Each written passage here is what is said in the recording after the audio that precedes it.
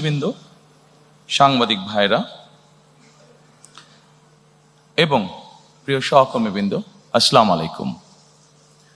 আমি প্রথমেই আপনাদেরকে আন্তরিক শুভেচ্ছা জানাচ্ছি। আজকে আমাদের এই অনুষ্ঠানে কষ্ট করে যোগ দেওয়ার জন্য আন্তরিক ধন্যবাদ আপনাদেরকে। আজকে ছুটির দিনে আপনাদের ছুটির যে আমেজটা সেটা হয়তো আমরা একটু বিঘ্ন ঘটিয়েছি, সেই জন্য আমি দুঃখ প্রকাশ করছি। তারপরেও আন্তরিকভাবে ধন্যবাদ। Dear diplomats, thank you so much for attending here today. Though we have interrupted your holiday probably today, but thank you again for taking the trouble to join here. Thank you so much.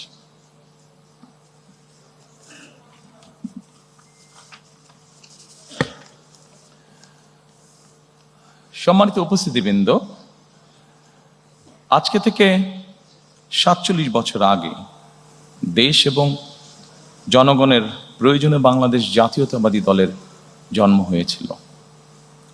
প্রতিষ্ঠার পর থেকে আজ পর্যন্ত BNP তার আদর্শ থেকে বিচ্যুত হয়নি, চেষ্টা করেছে সবসময় তার যে আদর্শ সেটার ভেতরে থাকার জন্য।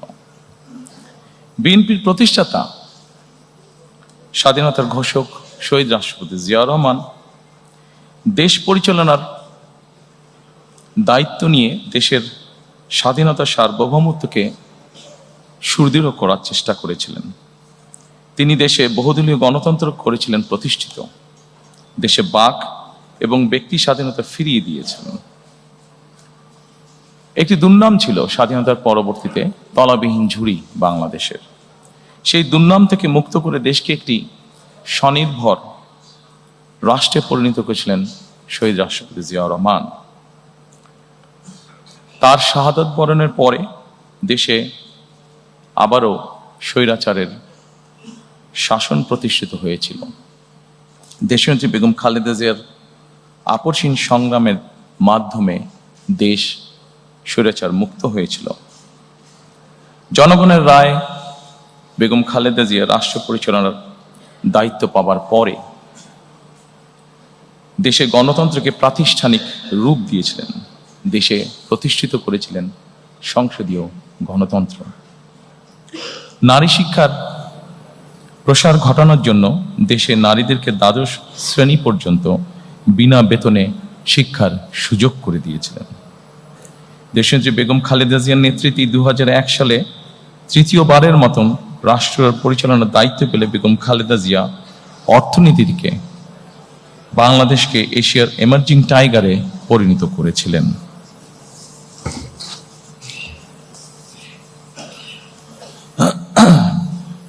প্রিয় সহকর্মীবৃন্দ, ফ্যাসিবাদী শাসনের 1.5 দশকেরও বেশি সময় জনগণের সকল ক্ষমতা কেড়ে নেওয়া হয়েছিল। দেশকে পরিণত করা হয়েছিল একটি তাবেদার রাষ্ট্রে। দেশের সকল সাংবিধানিক প্রতিষ্ঠানগুলোকে অকার্যকর করে দেওয়া হয়েছিল। হাজারো প্রাণের বিনিময়ে বাংলাদেশ ফ্যাসিবাদ মুক্ত হয়েছে। ফ্যাসিবাদ মুক্ত বাংলাদেশে আবারও জনগণের অধিকার প্রতিষ্ঠার সুযোগ তৈরি হয়েছে। সম্মানিত উপস্থিতিবৃন্দ, এবার বাংলাদেশ পুনর্গঠনের পালা। প্রায় 20 কোটি মানুষের জন্য বাংলাদেশকে একটি গণতান্ত্রিক নিরাপদ রাষ্ট্রে প্রতিষ্ঠিত করার পালা। বাংলাদেশকে বর্তমান এবং ভবিষ্যৎ প্রজন্মের জন্য একটি নিরাপদ রাষ্ট্রে পরিণত করার জন্য বিএনপি কতগুলো সুনির্দিষ্ট পরিকল্পনা গ্রহণ করেছে। দেশ এবং জনগণের সুনির্দিষ্ট পরিকল্পনাকেই আমি বলেছিলাম আই হ্যাভ এ প্ল্যান। এই পরিকল্পনায় দেশের 4 কোটিরও বেশি তরুণ, দেশের অর্ধেক জনসংখ্যা যারা নারী, কোটি কোটি কৃষক শ্রমিকের জন্য দেশ এবং বিদেশে কর্মসংস্থান একটি স্বনির্ভর বাংলাদেশ গঠন করার জন্যই প্রতিটি সেক্টর ভিত্তিক কর্ম পরিকল্পনা আমরা গ্রহণ করেছি। আগামী 12ই ফেব্রুয়ারি জাতীয় নির্বাচনকে সামনে রেখে বিএনপির পরিকল্পনাগুলো ম্যানিফেস্টো আকারে আমি আপনাদের সামনে সংক্ষেপে এখন উপস্থাপন করতে চাই। আমি চেষ্টা করব খুব সংক্ষেপে বলার জন্য, খুব দীর্ঘ করে আপনাদের বিরক্তির উদ্রেক আমি করতে চাই না।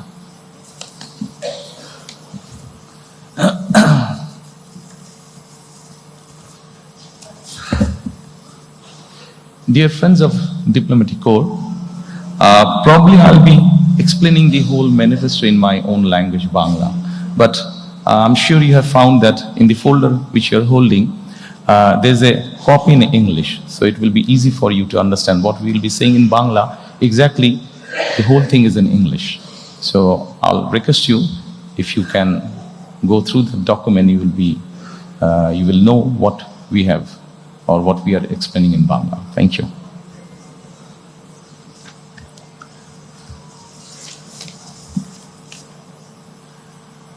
সম্মানিত উপস্থিতিবৃন্দ, আমাদের সামগ্রিক পরিকল্পনাটিকে আমরা একটু ভাগ করেছি। মোটামুটি আপনাদের সামনে স্ক্রিন যেটা আছে, দুপাশে স্ক্রিন আপনারা যদি দেখুন, এই স্ক্রিনে আমরা 5টা স্তম্ভের মধ্যে বা 5টা ভাগে আমরা ভাগ করেছি, এবং এই 5টা ভাগকে যদি আমরা দেখি, এর ভেতরে আমরা বাকি জিনিসগুলোকে নিয়ে আসার চেষ্টা করেছি। আমাদের কাছে যতটুকু মনে হয়েছে কোনটা কোথায় সামঞ্জস্যপূর্ণ, সেভাবে আমরা সেই ডিপার্টমেন্টের মধ্যে সেগুলোকে আমরা ইনসার্ট করেছি। প্রথমে আমরা যেটি বলেছি রাষ্ট্র ব্যবস্থার সংস্কার, দ্বিতীয়ত আমরা বলেছি বৈষম্যহীন আর্থসামাজিক উন্নয়ন ও টেকসই রাষ্ট্রীয় সক্ষমতা অর্জন, তৃতীয়ত আমরা বলেছি ভঙ্গুর অর্থনীতির পুনর্গঠন ও পুনরুদ্ধার, চতুর্থত আমরা বলেছি অঞ্চল ভিত্তিক সুষম উন্নয়ন, এবং পঞ্চম বা শেষ যেটি ধর্ম, সমাজ, ক্রীড়া, সংস্কৃতি ও সংহতি বিষয়, যে বিষয়গুলো আছে। এখন আমরা প্রথমেই চলে আসি রাষ্ট্র ব্যবস্থার সংস্কার। সম্মানিত উপস্থিতিবৃন্দ, রাষ্ট্র ব্যবস্থার যে সংস্কার, আমরা যারা বিভিন্নভাবে প্রতিদিন খবর রাখি, দেশ জাতি সবকিছু দেখে আমরা এতটুকু বুঝেছি আমাদের রাষ্ট্রীয় ব্যবস্থার মধ্যে বেশ কিছু সংস্কারের প্রয়োজন আছে। আপনাদের কাছে যে ফোল্ডারটি আছে, এখানে আপনারা যদি দেখেন, এর ভেতরে কয়েকটি ভাগ আমরা করেছি: গণতন্ত্র ও জাতি গঠন, মুক্তিযুদ্ধ, অভ্যুত্থান, সাংবিধানিক সংস্কার, সুশাসন এবং স্থানীয় সরকার। আমি ডিটেইল আলোচনায় যাব না। আমি প্রথমেই শুরু করতে চাই গণতন্ত্র ও জাতি গঠন। গণতন্ত্র এবং জাতি গঠনে যদি আমরা দেখি, প্রথমেই আমরা একটি কথা সেখানে লিখেছি। যদিও গণতন্ত্র এবং জাতি গঠনের এখানে যে বিষয়গুলো আছে, যা আমরা গত 1 বছর ধরে দেখেছি, যে সরকার গঠিত যে রিফর্ম কমিশন ছিল, সেখানে যা কিছু আলোচনা হয়েছে, তার অধিকাংশই কিন্তু আমরা অনেক বছর আগে, প্রায় 2-2.5 বছর আগে আমরা জাতির সামনে উপস্থাপন করেছি। তবে আমরা এখানে নিয়ে এসেছি প্রথমেই 31 দফা বা জুলাই সনদের বাস্তবায়ন।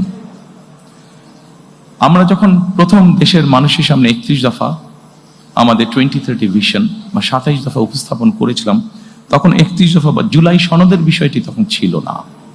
যেহেতু এটি আমাদের জাতির জন্য সবকিছু মিলে একটি অত্যন্ত জরুরি বিষয়, সেজন্য এটিকে আমরা সামনে নিয়ে এসেছি। কাজে আমাদের জাতি গঠন এবং গণতন্ত্রের ভিত্তিকে যদি আমাদের শক্তিশালী করতে হয়, আমরা বিশ্বাস করি যে 31 দফা এবং জুলাই সনদের যেটি আছে সেটিকে অবশ্যই আমরা বাস্তবায়ন করব। কারণ জুলাই সনদের যে মেইন বিষয়গুলো আছে, সেগুলোর সাথে আমাদের 31 দফার অনেক কিছুর মিল আছে, যা আমরা অনেক আগেই জাতির সামনে উপস্থাপন করেছিলাম। সম্মানিত উপস্থিতিবৃন্দ, অবশ্যই আমরা জানি 2024 সালে যে গণ অভ্যুত্থান হয়েছে, সেই গণ অভ্যুত্থান হয়েছিল ফ্যাসিবাদের বিরুদ্ধে, এবং এই মুহূর্তে আমরা বাংলাদেশের যে কোনো প্রান্তরে যে কোনো মানুষের সাথে যদি কথা বলি, যারা গণতন্ত্রে বিশ্বাস করে, যারা দেশের স্বাধীনতা সার্বভৌমত্বে বিশ্বাস করে, এরকম জ্ঞান সম্পন্ন যে কোনো মানুষের সাথে করি, প্রত্যেকটি মানুষ এক বাক্যে বলবে যে অবশ্যই আমরা ফ্যাসিবাদের পুনরাবৃত্তি চাই না। এবং যেহেতু আমরা ফ্যাসিবাদের পুনরাবৃত্তি চাই না, দলমত নির্বিশেষে প্রত্যেকটি মানুষ এই কথা বলবে, সেজন্যই আমরা এটিকে গুরুত্ব আরোপ করেছি। এবং এই ফ্যাসিবাদের পুনরাবৃত্তি যদি না চাই, অবশ্যই আমাদেরকে ডেমোক্রেটিক প্রসেস বা গণতন্ত্রের চর্চা আমাদেরকে অব্যাহত রাখতে হবে। আমরা জনগণের শাসনের কথা বলি, সম্মানিত উপস্থিতিবৃন্দ। জনগণের কাছে আমরা শাসনের কথা বলি, জনগণের অধিকার প্রতিষ্ঠার কথা বলি। আমি ব্যক্তিগতভাবে একজন রাজনৈতিক কর্মী হিসাবে মনে করি, বিশ্বাস করি দৃঢ়ভাবে, যে জনগণের শাসনের যদি আমাদেরকে প্রতিষ্ঠিত করতে হয়, জনগণের যদি আসলে আমরা ভাগ্যের পরিবর্তন করতে চাই, তবে একটি বিষয় আমাদেরকে নিশ্চিত করতে হবে, সেটা হচ্ছে জবাবদিহিতা বা অ্যাকাউন্টেবিলিটি। আমাদের সমাজের প্রত্যেকটি স্তরে, রাষ্ট্র পরিচালনার প্রত্যেকটি স্তরে, সরকার পরিচালনার প্রত্যেকটি স্তরে ধীরে ধীরে আমাদেরকে অ্যাকাউন্টেবিলিটি বা জবাবদিহিতা আমাদেরকে প্রতিষ্ঠিত করতে হবে।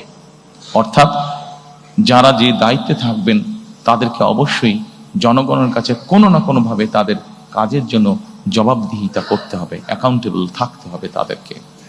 আমরা যদি বিগত 16-17 বছরে যা হয়েছে আমরা দেখেছি, খুব সহজে আমরা একটি কথা বলতে পারবো, যেহেতু ভোটই ছিল না, দেশে নির্বাচন ব্যবস্থাই ছিল না, ফলে জবাবদিহিতাও ছিল না। এবং জবাবদিহিতা ছিল না বলেই আমরা অপশাসন দেখেছি, জবাবদিহিতা ছিল না বলেই আমরা দুর্নীতি দেখেছি ট্রিমেন্ডাস হারে। সম্মানিত উপস্থিতি, আমাদেরকে জবাবদিহিতা যদি নিশ্চিত করতে হয়, গণতন্ত্রকে যদি নিশ্চিত করতে হবে, তবে অবশ্যই আরেকটি বিষয় আমাদেরকে নিশ্চিত করতে হবে, যেটি বিএনপির একটি ট্র্যাডিশন, যেটি বিএনপি যখনই রাষ্ট্র পরিচালনার সুযোগ পেয়েছে, সবসময় বিএনপি চেষ্টা করেছে এই প্র্যাকটিসটিকে অব্যাহত রাখতে। গণমাধ্যম এবং মত প্রকাশের স্বাধীনতা, কারণ গণমাধ্যমের স্বাধীনতা যদি না থাকে, মত প্রকাশের স্বাধীনতা যদি না থাকে, তাহলে অবশ্যই জবাবদিহিতাকে আমরা ধরে রাখতে পারবো না।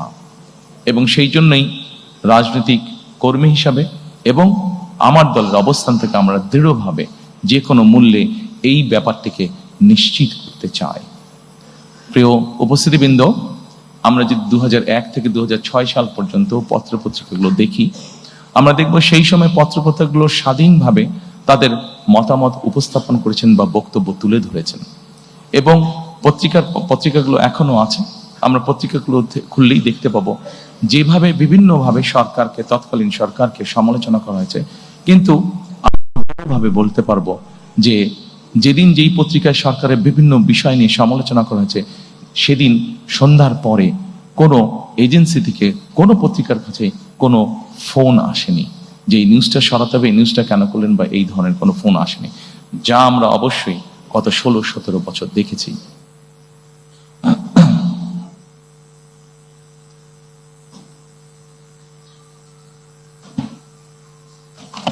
সম্মানিত উপস্থিতিবৃন্দ, এরপরে আমি মুক্তিযুদ্ধ এবং গণ অভ্যুত্থান, আমাদের রাষ্ট্র ব্যবস্থার দ্বিতীয় যেই স্তম্ভটি বা গুরুত্বপূর্ণ বিষয়, আমি সেখানে যেতে চাইছি। মুক্তিযুদ্ধ এবং গণ অভ্যুত্থান অত্যন্ত দুঃখজনক হলেও আমরা দেখেছি গত 16 বছর আমাদের জাতির যে গর্ব, যেটি নিয়ে আমরা যতদিন এই দেশটিকে থাকবে, আমরা ততদিন যা নিয়ে গর্ব করব তা হচ্ছে আমাদের দেশের স্বাধীনতা বা মুক্তিযুদ্ধ। আমরা দেখেছি কিভাবে এই মুক্তিযুদ্ধটিকে একটি পরিবার বা একটি দলের সম্পত্তিতে পরিণত করার চেষ্টা করা হয়েছে। সম্মানিত উপস্থিতিবৃন্দ, আমরা মনে করি নিরপেক্ষভাবে মুক্তিযুদ্ধের স্মৃতি সংরক্ষণ করা এটি একটি জাতীয় দায়িত্ব, এবং আমরা সকলের সাথে নিয়ে, সকলের পরামর্শক্রমে, উপদেশক্রমে আগামীতে এই বিষয়টিকে আমরা উপস্থাপন করতে চাই নিরপেক্ষভাবে জাতির সামনে। এরপরে আরেকটি গুরুত্বপূর্ণ বিষয়ের দিকে আমরা নজর দিতে চাই। গণ অভ্যুত্থানের শহীদ পরিবার ও যোদ্ধাদের কল্যাণার্থে আমরা এর ভিতরেই এটি বলেছি যে মুক্তিযোদ্ধা মন্ত্রণালয়ের মধ্যে আমরা একটি ডিপার্টমেন্ট তৈরি করতে চাই, যেটির কাজ হবে 2024 সালে যে গণ অভ্যুত্থান হয়েছে এবং বিগত 16 বছর ধরে গণতন্ত্র পুনরুদ্ধারের আন্দোলনে বহু মানুষ যারা খুন গুণ শিকার হয়েছেন, যারা বিভিন্নভাবে নির্যাতিত হয়েছেন, এই মানুষগুলোকে আমরা কিভাবে সহযোগিতা করতে পারি, কিভাবে এদের পাশে দাঁড়ানো যায়, সেই ব্যাপারে আমাদের একটি পরিকল্পনা রয়েছে আলাদা একটি ডিপার্টমেন্ট তৈরি করার মাধ্যমে। সম্মানিত উপস্থিতিবৃন্দ, আন্দোলনের সময় যারা শহীদ হয়েছেন, আমাদের একটি পরিকল্পনা রয়েছে সেই শহীদরা তাদের বিভিন্ন এলাকা আছে, যারা যেই এলাকার স্বাভাবিকভাবে দেশ সামনের দিকে এগিয়ে নিয়ে যাবে। মানুষের প্রয়োজনে আমরা হাসপাতাল তৈরি করব, দেশের ভবিষ্যৎ প্রজন্মদের শিক্ষার জন্য আমরা শিক্ষা প্রতিষ্ঠান তৈরি করব ইনশাআল্লাহ। আমরা মানুষের যোগাযোগ ব্যবস্থা উন্নয়নের জন্য আমরা যোগাযোগ ব্যবস্থাকে উন্নয়ন করব, ব্রিজ, রাস্তাঘাট, বড় রাস্তাঘাট নির্মাণের মাধ্যমে। আমরা সিদ্ধান্ত গ্রহণ করেছি যে এই শহীদরা যাতে যুগের পর যুগ তারা হারিয়ে না যায়, বরং তারা যাতে মানুষের সামনে থাকতে পারে, সেজন্য এই সকল রাষ্ট্রীয় প্রতিষ্ঠান যেগুলো হবে সেগুলো আমরা সেই এলাকার যারা গুম খুন শহীদ হয়েছেন তাদের নামে আমরা নামকরণ করব। সম্মানিত উপস্থিতিবৃন্দ, বাংলাদেশ জাতীয়তাবাদী দল বিএনপি একমাত্র একটি দল যারা 1971 এবং 24-90 দেশের স্বাধীনতা, দেশের গণ অভ্যুত্থান, দেশের গণতন্ত্রের পুনরুদ্ধারের আন্দোলন প্রত্যেকটিকে বিএনপি একমাত্র রাজনৈতিক দল যারা ধারণ করে বা করতে পারে। সম্মানিত উপস্থিতিবৃন্দ, গণ অভ্যুত্থান ও ফ্যাসিবাদী আন্দোলনে শহীদদের অবশ্যই সার্বিক সহায়তা প্রদান আমাদের অন্যতম লক্ষ্য, যা এরই ভিতরে আমি আপনাদের সামনে উপস্থাপন করেছি। এরপরে আমি আপনাদেরকে অনুরোধ করব সাংবিধানিক সংস্কারের বিষয়টার দিকে যদি আপনারা নজর দেন। একটু স্ক্রিনে সাংবিধানিক সংস্কার, রাষ্ট্র ব্যবস্থার, জি, এখানে অনেকগুলো বিষয় আছে। আমি সবগুলো বিষয় আলোচনা করব না, সেটি দীর্ঘ আলোচনা হবে, আপনাদের বিরক্তির উদ্যোগ হতে পারে। যেহেতু আমরা মোটামুটি ডিটেইলটা ফোল্ডারের মধ্যে বাংলা এবং ইংরেজিতে দিয়ে দিয়েছি, আমি সেই জন্য অতটা সময় আপনাদের নষ্ট করতে চাই না। আমি দুই একটি বিষয় এখানে আলাপ করতে চাই। অবশ্যই শহীদ রাষ্ট্রপতি জিয়া রহমান যখন দেশ পরিচালনার দায়িত্ব পান, যেহেতু আমাদের দেশের অধিকাংশ মানুষ মুসলমান, আমরা সংবিধানে সেই জন্য বিসমিল্লাহির রহমানির রহিম এবং আল্লাহর উপরে, সর্বশক্তিমান আল্লাহর প্রতি পূর্ণ আস্থা ও বিশ্বাস, এই কথাটি সংযোজন করেছিলেন। দুর্ভাগ্যবশত আমরা দেখেছি স্বৈরাচারের সময় সর্বশক্তিমান আল্লাহর প্রতি পূর্ণ আস্থা ও বিশ্বাস, এই কথাটিকে সরিয়ে দেওয়া হয়েছে। ইনশাআল্লাহ 12 তারিখের নির্বাচনে বাংলাদেশের জনগণের সমর্থনে বিএনপি সরকার গঠনে সক্ষম হলে আমরা সংবিধানে সর্বশক্তিমান আল্লাহর প্রতি পূর্ণ আস্থা ও বিশ্বাস, এই রাষ্ট্র পরিচালনার মূলনীতি হিসাবে আমরা সংবিধানে এটিকে পুনঃস্থাপন করতে চাই।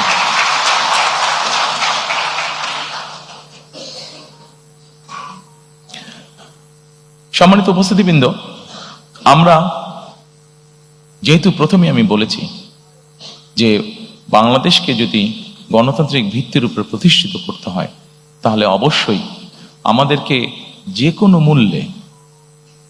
কোনো মূল্যে গণতান্ত্রিক অর্থাৎ ভোট প্রদানের যে চর্চা, ভোটিং রাইট বা ভোট যেই বিষয়টি, এটিকে আমাদের অব্যাহত রাখতে হবে এবং অবশ্যই নিরপেক্ষ ভোট, যেই ভোটের উপরে, যেই ভোট ব্যবস্থার উপরে, যেই ভোট প্রক্রিয়ার উপরে বাংলাদেশের মানুষের আস্থা থাকবে, এইরকম ভোট।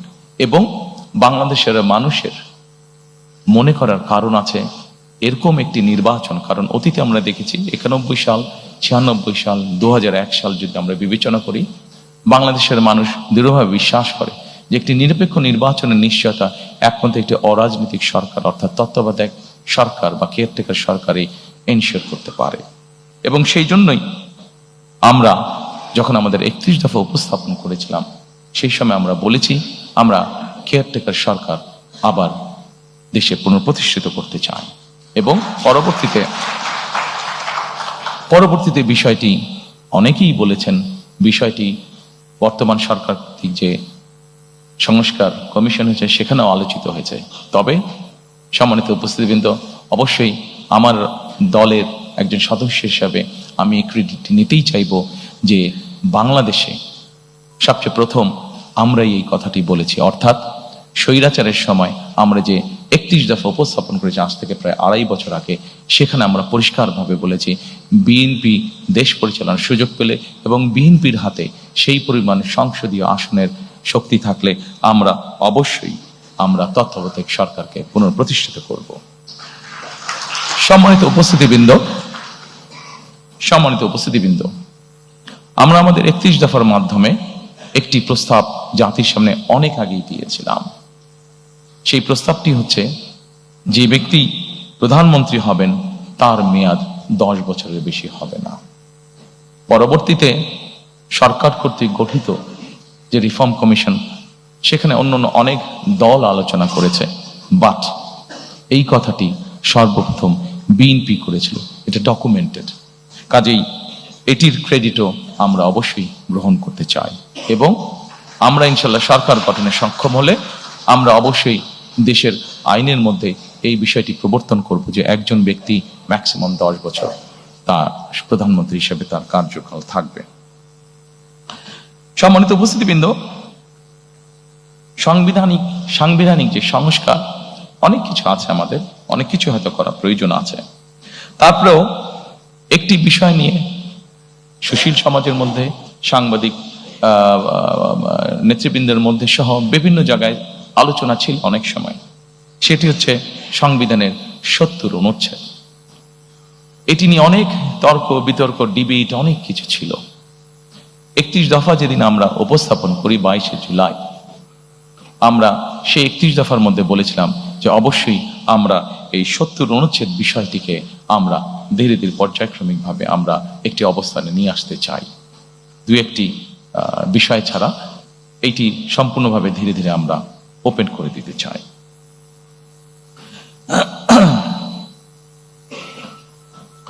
সম্মানিত উপস্থিতিবৃন্দ, আমরা সকল সময় মনে করি, বাংলাদেশ জাতীয়তাবাদী দল মনে করে, আমরা আমাদের 31 দফার মাধ্যমে সেটি উপস্থাপন করেছি। আমরা বিভিন্ন সময় আমাদের বিভিন্ন বক্তব্য সেটা উপস্থাপন করেছি। আমরা মনে করি, আমরা যারা প্রতিদিনকার রাজনীতি করি, এই যে সংসদে 300 আসন, এই 300 আসনে যারা সদস্য নির্বাচিত হবেন, তারা প্রতিদিনকার রাজনীতি করছেন। কিন্তু এই প্রতিদিনকার রাজনীতির বাইরেও সমাজে অনেক মানুষ আছেন, চিকিৎসক হতে পারেন, লয়ার হতে পারেন, সাংবাদিক হতে পারেন, সিভিল সোসাইটির বিভিন্ন পর্যায়ের মেম্বার হতে পারেন, যাদেরও দেশের সম্পর্কে বা দেশ গঠন সম্পর্কে তাদের মূল্যবান মতামত বা উপদেশ অবশ্যই থাকতে পারে। কন্ট্রিবিউট করার মতন তাদেরও, দেশ গঠনে কন্ট্রিবিউট করার মতন তাদেরও অবস্থান অবশ্যই থাকতে পারে। আমরা সেই জন্যই চেয়েছি যে এই মানুষগুলোর মধ্যে থেকেও যারা চান, তাদেরকে আমরা দেশ পুনর্গঠন বা রাষ্ট্র পুনর্গঠন প্রসেসের মধ্যে ইনভলভ করার জন্য। এবং সেজন্যই আমরা যখন প্রথম 31 দফা উপস্থাপন করেছি, সেই সময় অন্য আর কোনো দল বলার আগে আমরা সেই সময় বলেছিলাম যে দেশে আমরা উচ্চ কক্ষ, সংসদে উচ্চ কক্ষ প্রবর্তন করতে চাই। আমরা চাই বাংলাদেশে সমাজের সকল শ্রেণী পেশা, শুধু রাজনীতিবিদ নয়, রাজনীতিবিদদের বাইরেও যে সকল ব্যক্তি আছেন যারা কন্ট্রিবিউট করতে পারেন, সকলের মতামতের ভিত্তিতে, সকলের পরামর্শের ভিত্তিতে আমরা ধীরে ধীরে দেশকে সামনের দিকে পুনর্গঠন করতে চাই। সম্মানিত উপস্থিতিবৃন্দ, এই সাংবিধানিক সংস্কার প্রক্রিয়ার মধ্যে আরো অনেকগুলো পয়েন্ট আছে যা আপনারা দেখতে পাচ্ছেন। তবে আমি মনে করি সকল পয়েন্টগুলো এখানে হয়তো আলোচনা করলে অনেক দীর্ঘ সময় লাগবে। আমি সবকিছু হয়তো আজকে এখানে আলোচনা করছি না। এরপরে আমি আপনাদেরকে আমন্ত্রণ জানাবো সুশাসন। আমাদের রাষ্ট্র ব্যবস্থার সংস্কারের মধ্যে আরেকটি চ্যাপ্টার আছে, সেটি হচ্ছে সুশাসন। সম্মানিত উপস্থিতিবৃন্দ, আমরা যত পরিকল্পনাই গ্রহণ করি না কেন, সকল পরিকল্পনা যদি আমাদেরকে বাস্তবায়ন করতে হয়, যে কোনো প্ল্যান আমরা গ্রহণ করি, এটাকে যদি ইমপ্লিমেন্ট করতে হয়, তাহলে অবশ্যই সুশাসন বলতে যা বোঝায় বা রুল অফ ল বলতে যা বোঝায় সেটি আমাদেরকে যে কোনো মূল্যে বাস্তবায়ন করতে হবে। একটি সরকার যদি সুশাসন দিতে না পারে তাহলে তার কোনো পরিকল্পনা যেমন বাস্তবায়ন হবে না, জনগণেরও কোনো লাভ হবে না। এবং সেজন্যই সুশাসনের মধ্যে একটি অন্যতম বিষয় হচ্ছে দুর্নীতির দমন বা দুর্নীতির যে করাল ক্লাস, দুর্নীতির যে প্রভাব, যে বিস্তার আমরা গত 2 যুগ ধরে প্রায় দেখেছি, সেই বিস্তারকে যে কোনো মূল্যে রোধ করা। সম্মানিত উপস্থিতিবৃন্দ, বিএনপি একটি রাজনৈতিক দল যারা 2001 সালে বাংলাদেশের জনগণের ম্যান্ডেট নিয়ে সরকার পরিচালনার দায়িত্ব পায়। আমরা যখন পরিচালনার দায়িত্ব পাই তখন আমরা একটি খুব কষ্টকর একটি বোঝা আমরা ইনহেরিট করি। কি সেই বোঝাটি? সেটি হচ্ছে দুর্নীতি।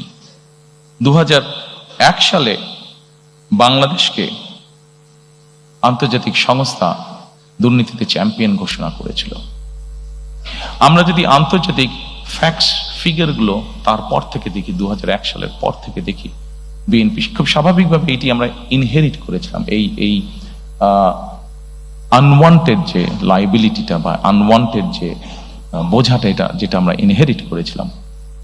এবং তারপরে আমরা যদি খেয়াল করি ফ্যাক্টস ফিগার যা বলে, বেগম খালেদা জিয়া সরকার পরিচালনা করার পর থেকে খুব কঠোর ছিলেন এই বিষয়ে, খুব কঠোর ছিলেন এই বিষয়ে। এবং তার কঠোরতার ফলেই আমরা যদি স্ট্যাটিস্টিকগুলো দেখি তাহলে আমরা দেখব ধীরে ধীরে ধীরে ধীরে বাংলাদেশ দুর্নীতিতে আস্তে আস্তে এইটাতে ডেভেলপ করতে থাকে। এবং 2006 সালে যখন আমরা তত্ত্বাবধায়ক সরকারের কাছে ক্ষমতা হস্তান্তর করি, বাংলাদেশ দুর্নীতিতে যে চ্যাম্পিয়ন, এই অপবাদ থেকে বেরিয়ে এসেছিল বাংলাদেশ 2006 সালে। আমি যে স্কোরিংগুলো হয়েছে এই ফোল্ডারে আপনাদের কাছে যেটা আছে, সেই ফোল্ডারের মধ্যে স্কোরিংগুলো সব দেওয়া আছে, আমি ইন ডিটেইলে গেলাম না। তবে সম্মানিত উপস্থিতিবৃন্দ, বাংলাদেশে বিএনপি সরকারই প্রমাণ করেছে একমাত্র যে তারা এই বিষয়টিকে কিভাবে নিয়ন্ত্রণ করতে হয় সেটি তারা জানে, এবং সেই কমিটমেন্টও আমাদের আছে। কাজেই ইনশাআল্লাহ দেশে সুশাসন প্রতিষ্ঠার জন্য আগামী 12 তারিখের নির্বাচনে আমরা বাংলাদেশের মানুষের সমর্থনে ইনশাআল্লাহ সরকার গঠনে সক্ষম হলে অবশ্যই আমাদের অন্যতম প্রধান লক্ষ্য থাকবে যে কোনো মূল্যে সুশাসন নিশ্চিত করা। এর ভিতরে অবশ্যই আরেকটি গুরুত্বপূর্ণ বিষয় আছে। আপনারা যদি এই পেজের সুশাসন, এই পেজটির একদম নিচে চলে যান, সেটি হচ্ছে ন্যায়পাল নিয়োগ, যেটি আমাদের অন্যতম লক্ষ্য, ন্যায়পাল নিয়োগ করা, যার মাধ্যমে আমরা আমাদের সুশাসনকে নিশ্চিত করার এক ধাপ এগিয়ে যাব।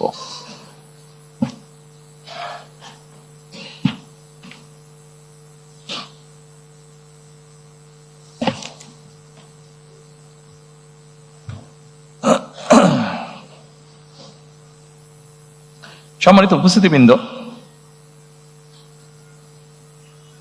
বিগত 16 বছর ধরে রাজনৈতিক দল হিসেবে বিএনপি একটি দল, যেই দলের নেতা, কর্মী, সমর্থক সহ বহু মানুষ গুম, খুন, অত্যাচারের শিকার হয়েছে, নির্যাতনের শিকার হয়েছে।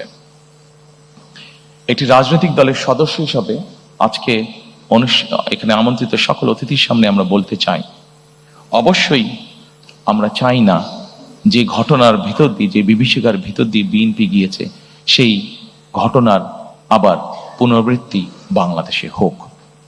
কারণ এই ঘটনার যদি পুনরাবৃত্তি হয় তাহলে কোনোভাবেই শান্তি প্রতিষ্ঠিত করা সম্ভব না।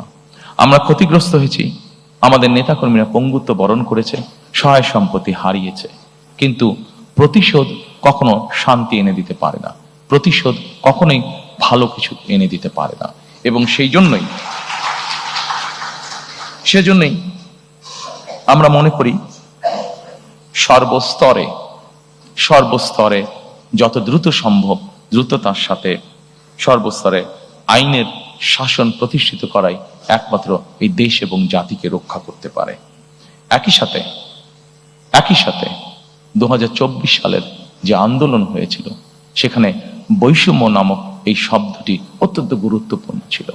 আমরা চাই, আমাদের ইচ্ছা, আমাদের লক্ষ্য, আমাদের হাতে দেশ পরিচালনার সুযোগ থাকলে আমাদের সর্বশক্তি দিয়ে আমরা চেষ্টা করব মেরিটোক্রেসির বাংলাদেশ বিনির্মাণ করার জন্য।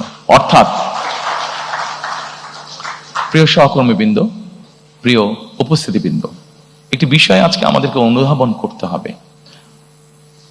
একটি রাজনৈতিক সরকার হিসাবে আমরা যদি সঠিক ব্যক্তিকে সঠিক জায়গায় নিয়োগ দিতে না পারি, একটি রাজনৈতিক দল হিসাবে আমাদের পরিকল্পনা আছে। আমরা এমন কোনো ব্যক্তিকে যদি এমন কোনো জায়গায় নিয়োগ দিই যার যোগ্যতা তার নেই, তাহলে সবচেয়ে আগে ক্ষতিগ্রস্ত হবে আমার সেই রাজনৈতিক সরকার। কারণ আমার পরিকল্পনা বাস্তবায়নের যোগ্যতাই তার নেই। ফলে ক্ষতিগ্রস্ত হবে দেশ, ক্ষতিগ্রস্ত হবে দেশের জনগণ। সেজন্য আমরা দৃঢ়ভাবে বিশ্বাস করি, দেশকে যদি পুনর্গঠন করতে হয়, দেশকে যদি সামনের দিকে নিয়ে যেতে হয়, অবশ্যই আমাদেরকে মেরিটোক্রেসি অর্থাৎ মেধাকে আমাদের অবশ্যই প্রায়োরিটি দিতে হবে। যার যেই যোগ্যতা যেখানে, তাকে আমরা দিতে পারি। ব্যক্তিগতভাবে আমি বিশ্বাস করি যে আমি যখন একজন মেধাবীকে, সে যেই রাজনৈতিক আদর্শে বিশ্বাস করুক না কেন, আমি যদি একজন মেধাবীকে তার নিজের জায়গায় পৌঁছতে সাহায্য করি, তখন সে কিন্তু একটি বিষয়ে চিন্তা ভাবনা করবে যে আজকে বিএনপি সরকার ছিল বলেই আমি আমার মেধার শক্তিতে এখানে আসতে সক্ষম হয়েছি। কাজেই বিএনপি সরকার নিরপেক্ষতা নিশ্চিত করেছে। কাজেই আমি চেষ্টা করব যে বিএনপি সরকার নিরপেক্ষভাবে যাতে তার কাজ করতে পারে, সেই চেষ্টা আমি করব। পুরো বিষয়টাকে আমি এইভাবে দেখি এবং সেই জন্যই আমি মনে করি যে যেইটা যোগ্য, যে আর যেই মেধা আছে, তাকে সেভাবেই সুযোগ দেওয়া উচিত। আমি নিজের অভিজ্ঞতা থেকে বলতে পারি যে বিচার বিভাগকে কিভাবে নিয়ন্ত্রণ করা হয়েছিল বিগত স্বৈরাচারের সময়। আমি, আমার মা, আমার পরিবার, আমরা এই বিচার বিভাগের নির্যাতনের ভিতর দিয়ে আমরা গিয়েছি। প্রিয় সহকর্মীবৃন্দ, একজন মানুষ হিসাবে, একজন রাজনৈতিক কর্মী হিসাবে আমার সর্বোচ্চ চেষ্টা থাকবে যে কোনো মূল্যে বিচার বিভাগের যে স্বাধীনতা, সেটিকে নিশ্চিত করা। কারণ আমি নিজে ভুক্তভোগী কিভাবে বিচার বিভাগ একজন মানুষের জীবন, একটি সংসার ধ্বংস করে দিতে পারে।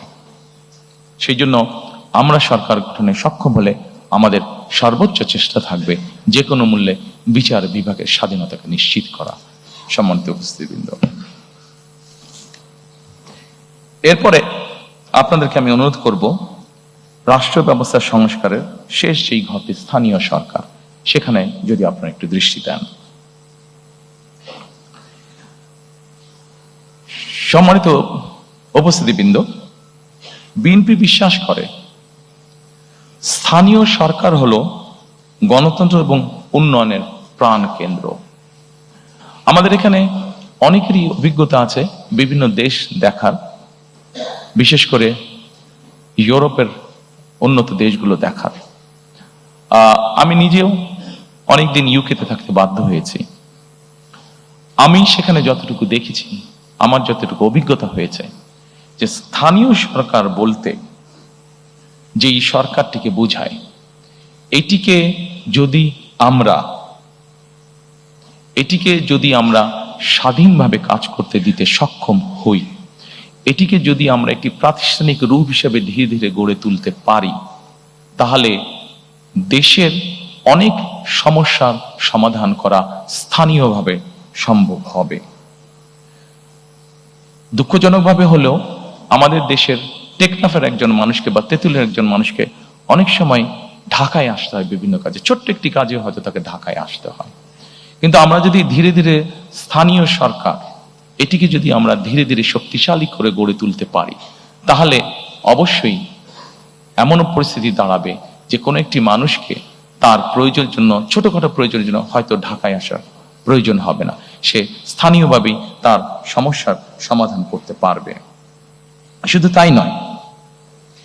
তাই নয়, স্থানীয় সরকারটিকে যদি আমরা শক্তিশালী করতে পারি, তাহলে আমরা গণতন্ত্র নিয়ে যেই কথা বলছি, গণতন্ত্রের ভিত্তিটাকে শক্তিশালী করার জন্য যেই কথাটা বলছি, সেটিও করতে আমরা সক্ষম হব। কারণ জবাবদিহিটা স্থানীয় পর্যায় থেকে তৈরি হবে।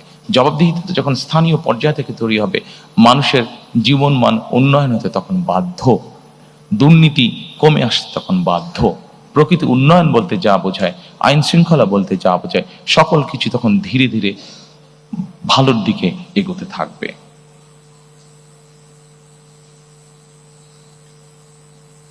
সেই জন্য সম্মানিত উপস্থিতিবৃন্দ, আমরা চাই স্থানীয় সরকারগুলোতে পর্যাপ্ত অর্থ প্রদান করা এবং সেটির মাধ্যমে জনগণের ক্ষমতাকে ধীরে ধীরে শক্তিশালী করা, ধীরে ধীরে প্রতিষ্ঠিত করা।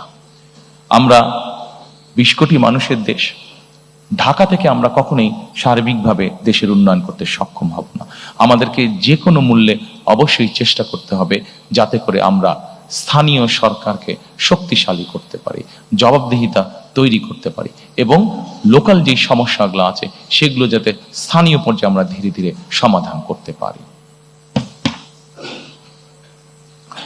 সম্মানিত উপস্থিতিবৃন্দ, এরপরে আমি আপনাদেরকে আমন্ত্রণ করব আমাদের দ্বিতীয় স্তম্ভ বা দ্বিতীয় পিলারটি দেখার জন্য, যেটাকে আমরা নামকরণ করেছি বৈষম্যহীন আর্থ সামাজিক উন্নয়ন ও টেকসই রাষ্ট্রীয় সক্ষমতা অর্জন।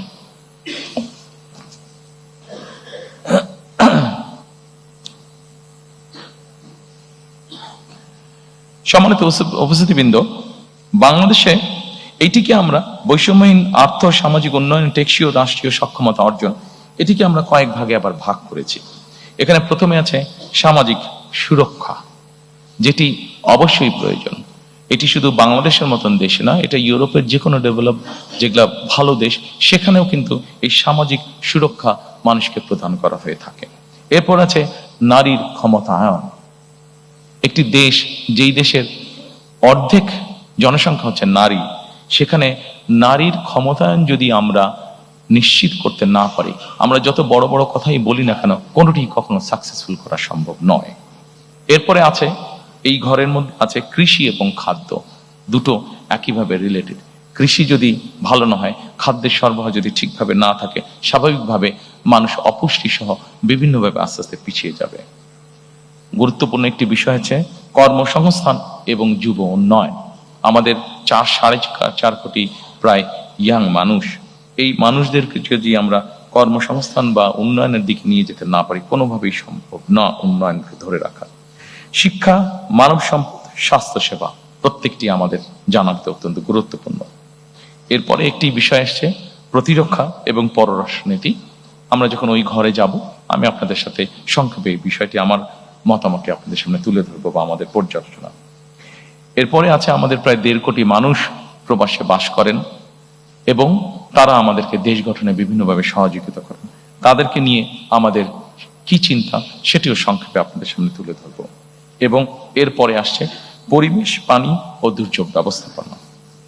আমরা যদি প্রথমে আসি, সম্মানিত উপস্থিতিবৃন্দ, সামাজিক সুরক্ষা। 4 কোটি, বাংলাদেশে 4 কোটি মানুষ, 4 কোটিরও বেশি মানুষ দারিদ্রতার ভিতরে বা চরম দারিদ্রতার ভিতরে বাস করছে। এর মধ্যে দেশে প্রায় 53 লক্ষ নারী আছে যারা বিধবা। একটি বড় অংশ আছে যাদেরকে নিয়ে আমরা সাধারণত কথা বলি না, বলার সুযোগ হয় না, অথবা বিভিন্ন কারণে আমরা এড়িয়ে যাই। সেটি হচ্ছে প্রতিবন্ধী মানুষ। যেভাবেই হোক আমাদের সমাজে ব্যবস্থার কারণে কেন জানি এই মানুষগুলোকে আমরা চেষ্টা করি লুকিয়ে রাখতে, যেটি একদিক থেকে অন্যায়। প্রিয় সহকর্মীবৃন্দ, সম্মানিত উপস্থিতিবৃন্দ, প্রথমেই আমরা দুটি কাজে হাত দিয়েছি, যে দুটি বিষয় কম বেশি আপনারা এর মধ্যে শুনেছেন। দুটি কাজ আমরা শুরু করতে চাই এই সামাজিক সুরক্ষাটাকে নিশ্চিত করার জন্য। সেটি কি? সেটি হচ্ছে আমরা বাংলাদেশে প্রত্যেক গৃহিণীর হাতে, বাংলাদেশে প্রায় 4 কোটি পরিবার আছে, প্রত্যেক গৃহিণীর হাতে আমরা একটি কার্ড পৌঁছে দিতে চাই। সেটির নাম হবে ফ্যামিলি কার্ড। এই ফ্যামিলি কার্ডটা, এটি কিন্তু শুধু নারীরা পাবেন এই ফ্যামিলি কার্ডটা। এখন আপনি হয়তো বলতে পারেন এই ফ্যামিলি কার্ড দিয়ে কি হবে। সম্মানিত উপস্থিতিবৃন্দ, আমরা একটি কথা প্রায় বলছি, আমাদের পরের যেটি আছে নারীর ক্ষমতায়ন। দেখুন, আমাদের দেশের নারীরা, অধিকাংশ নারী কি অবস্থায় থাকেন সামাজিক বা মানসিক বা পারিবারিকভাবে, আমি সেই দীর্ঘ আলোচনায় গেলাম না। আমরা সকলেই জানি ওনারা অনেক ডিপ্রাইভড অবস্থায় থাকেন, আন্ডার প্রিভিলেজ অবস্থায় ওনারা থাকেন। আমরা যখনই সরকারের পক্ষ থেকে একটি কার্ড একজন গৃহিণীর কাছে পৌঁছে দিব, স্বাভাবিকভাবে কিন্তু উনি এম্পাওয়ার্ড ফিল করবেন, মানসিকভাবে তখন ওনার একটা শক্তি বৃদ্ধি পাবে। ওনার পরিবারের কাছে, বাবার পরিবার, নিজের স্বামীর পরিবার, শ্বশুর বাড়ি, সকল জায়গায় উনি কিছুটা এম্পাওয়ার্ড ফিল হবেন। এটি আমরা দৃঢ়ভাবে বিশ্বাস করি। আসনের পরে এই কার্ডের মাধ্যমে আমরা যেটি এর মধ্যে ক্যাম্পেইনিং করেছি, সেখানে আমরা বলেছি আমরা তাদেরকে প্রতি মাসে 2 থেকে 2,500 টাকা আমরা তাদের কাছে পৌঁছে দিতে চাই, অথবা সমপরিমাণ খাদ্য সহযোগিতা তাদের কাছে পৌঁছে দিতে চাই। অনেকেই বলতে পারেন যে 2 থেকে 2,500 টাকা দিয়ে কি হবে একজনের। আমরা কিন্তু একবারও বলিনি আমরা তাদেরকে পুরো মাসের সহযোগিতা দেব। আপনি চিন্তা করে দেখেন, গ্রামের একটি সাধারণ পরিবার যার সদস্য সংখ্যা এভারেজে 5 থেকে 6 জন, আপনি যদি তার এভারেজ খুব এসেনশিয়াল বাজার সদাই যদি আপনি মনে করেন 5 থেকে 6,000 টাকা হয়ে থাকে মিনিমাম, এর নিচে তো কষ্টকর ব্যাপার, এটা হয়ে থাকে, অর্থাৎ 4 সপ্তাহের খরচ যদি চা হয়ে থাকে, আপনি যদি তাকে 2,500 টাকার মতন দেন, তার মানে আপনি তাকে মোটামুটি ভাবে 1 সপ্তাহের একটা সাপোর্ট আপনি তাকে দিচ্ছেন। এই 1 সপ্তাহ সাপোর্টটা আমরা যারা আজকে এত সুন্দর জায়গায় বসে আলোচনা করছি, আমাদের কাছে এটা গায়েই লাগবে না বিষয়টা, বাট আমরা যদি তাদের সেই বাস্তব অবস্থায় যাই, এই 1 সপ্তাহের 2,500 টাকার সহযোগিতা তার জন্য বিরাট বড় ব্যাপার। এই 2,500 টাকা সে কোনো না কোনো ভাবে খরচ করছে, কিন্তু আপনি যখন তাকে এডিশনাল সাপোর্ট দিবেন, তখন একজন নারী এই 2,500 টাকাটা বিভিন্ন ভাবে খরচ করবে, অথবা সে তার নিজস্ব খরচ থেকে যেই টাকাটা সে বাঁচাতে পারবে সেটা তার বিভিন্ন ভাবে সে খরচ করবে। আসুন আমরা সংক্ষেপে দেখি সে কি ভাবে কোথায় কোথায় সে খরচ করবে। আমরা যে স্টাডি করেছি সেখানে আমরা 3টি জায়গা পেয়েছি যেখানে একজন নারী যতটুকু অর্থ বাঁচাতে পারেন সেটা সে খরচ করবে। কোথায় করবে? প্রথমত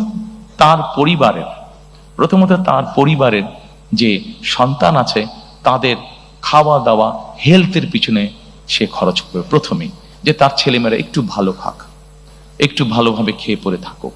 আচ্ছা, তারপরে সেখান থেকে যদি সে খরচ বাঁচাতে পারে, তাহলে সে চেষ্টা করবে তার সন্তানদের লেখাপড়ার পিছনে, যে তার সন্তানটা একটু বেটার লেখাপড়া করুক, সে টাকাটা ওখানে খরচ করবে। তারপরে থার্ড জায়গা সে যেটা খরচ করবে, সে যদি টাকা সাশ্রয় করতে পারে, সেভিং করতে পারে, তাহলে সে যেটা করবে, সেটা তার আশেপাশে গ্রাম অঞ্চলে সে ছোট বিনিয়োগ করবে, ইনভেস্ট করবে, অর্থাৎ লোকাল ইকোনমিতে সে কন্ট্রিবিউট করবে, লোকাল ইকোনমিটা সে রান করবে। প্রিয় সহকর্মীবৃন্দ, আমরা যদি এভাবে দেখি, একটা পরিবার 5 বছর 7 বছর ধরে এই সাপোর্টটা পেল। আপনি চিন্তা করেন, একটা গ্রামে যদি 10টা পরিবার থাকে, 10টা পরিবার যদি তার মধ্যে 7টা পরিবার যদি অসচ্ছল থাকে, তারা যদি এই সাপোর্টটা পায়, তার মানে 7টা পরিবার কিন্তু মোটামুটি ভাবে 5-7 বছর পরে একটা মোটামুটি ভাবে অর্থনৈতিক অবস্থার মধ্যে আসলো। এই যে 7টা পরিবার মানে যে লোকাল ইকোনমিতে কন্ট্রিবিউট করেছে, তাহলে আপনি দেখেন, সে হয়তো হাঁস মুরগি পালন করেছে, সে ডিমটা বিক্রি করেছে, আরেকজন ডিম কিনেছে, সেখান থেকে সে তার যে বিক্রি করে ইনকাম করলো, সে গামছা কিনেছে, অথবা চুড়ি কিনেছে, অথবা কসমেটিক কিনেছে, অর্থাৎ কোনো না কোনো ইকোনমিতে 10 টাকা 5 টাকা করে ছোট কিন্তু সে কিন্তু কন্ট্রিবিউট করে যাচ্ছে। অর্থাৎ দিনের পর দিন, মাসের পর মাস, বছরের পর বছর যখন এইভাবে লোকাল ইকোনমিতে আপনি রিসোর্স পাম্প করতে থাকবেন, তখন কিন্তু আস্তে আস্তে পুরো ইকোনমিটা অনেক ভাইব্রেন্ট হওয়া ধরবে। আপনি একটা গ্রামকে এভাবে আপনি মোটামুটি ভাবে একটা ভালো অবস্থানে নিয়ে আসলেন, আস্তে আস্তে ওই ইউনিয়নটা, আস্তে আস্তে উপজেলাটা, আস্তে আস্তে জেলাটা, আস্তে আস্তে বিভাগটা, আস্তে আস্তে সকল বিভাগ, অর্থাৎ 7 বছর পরে কিন্তু আপনি অনেক বেটার একটি চিত্র পাবেন। অন্তত আমাদের স্টাডি আমাদেরকে তাই বলছে। সেজন্যই আমরা মনে করি এই ফ্যামিলি কার্ডটা হতে পারে শুনতে খুব ছোট লাগছে, কিন্তু এটার লং টার্ম পজিটিভ এফেক্ট অনেক অনেক অনেক বড় হবে ইনশাআল্লাহ।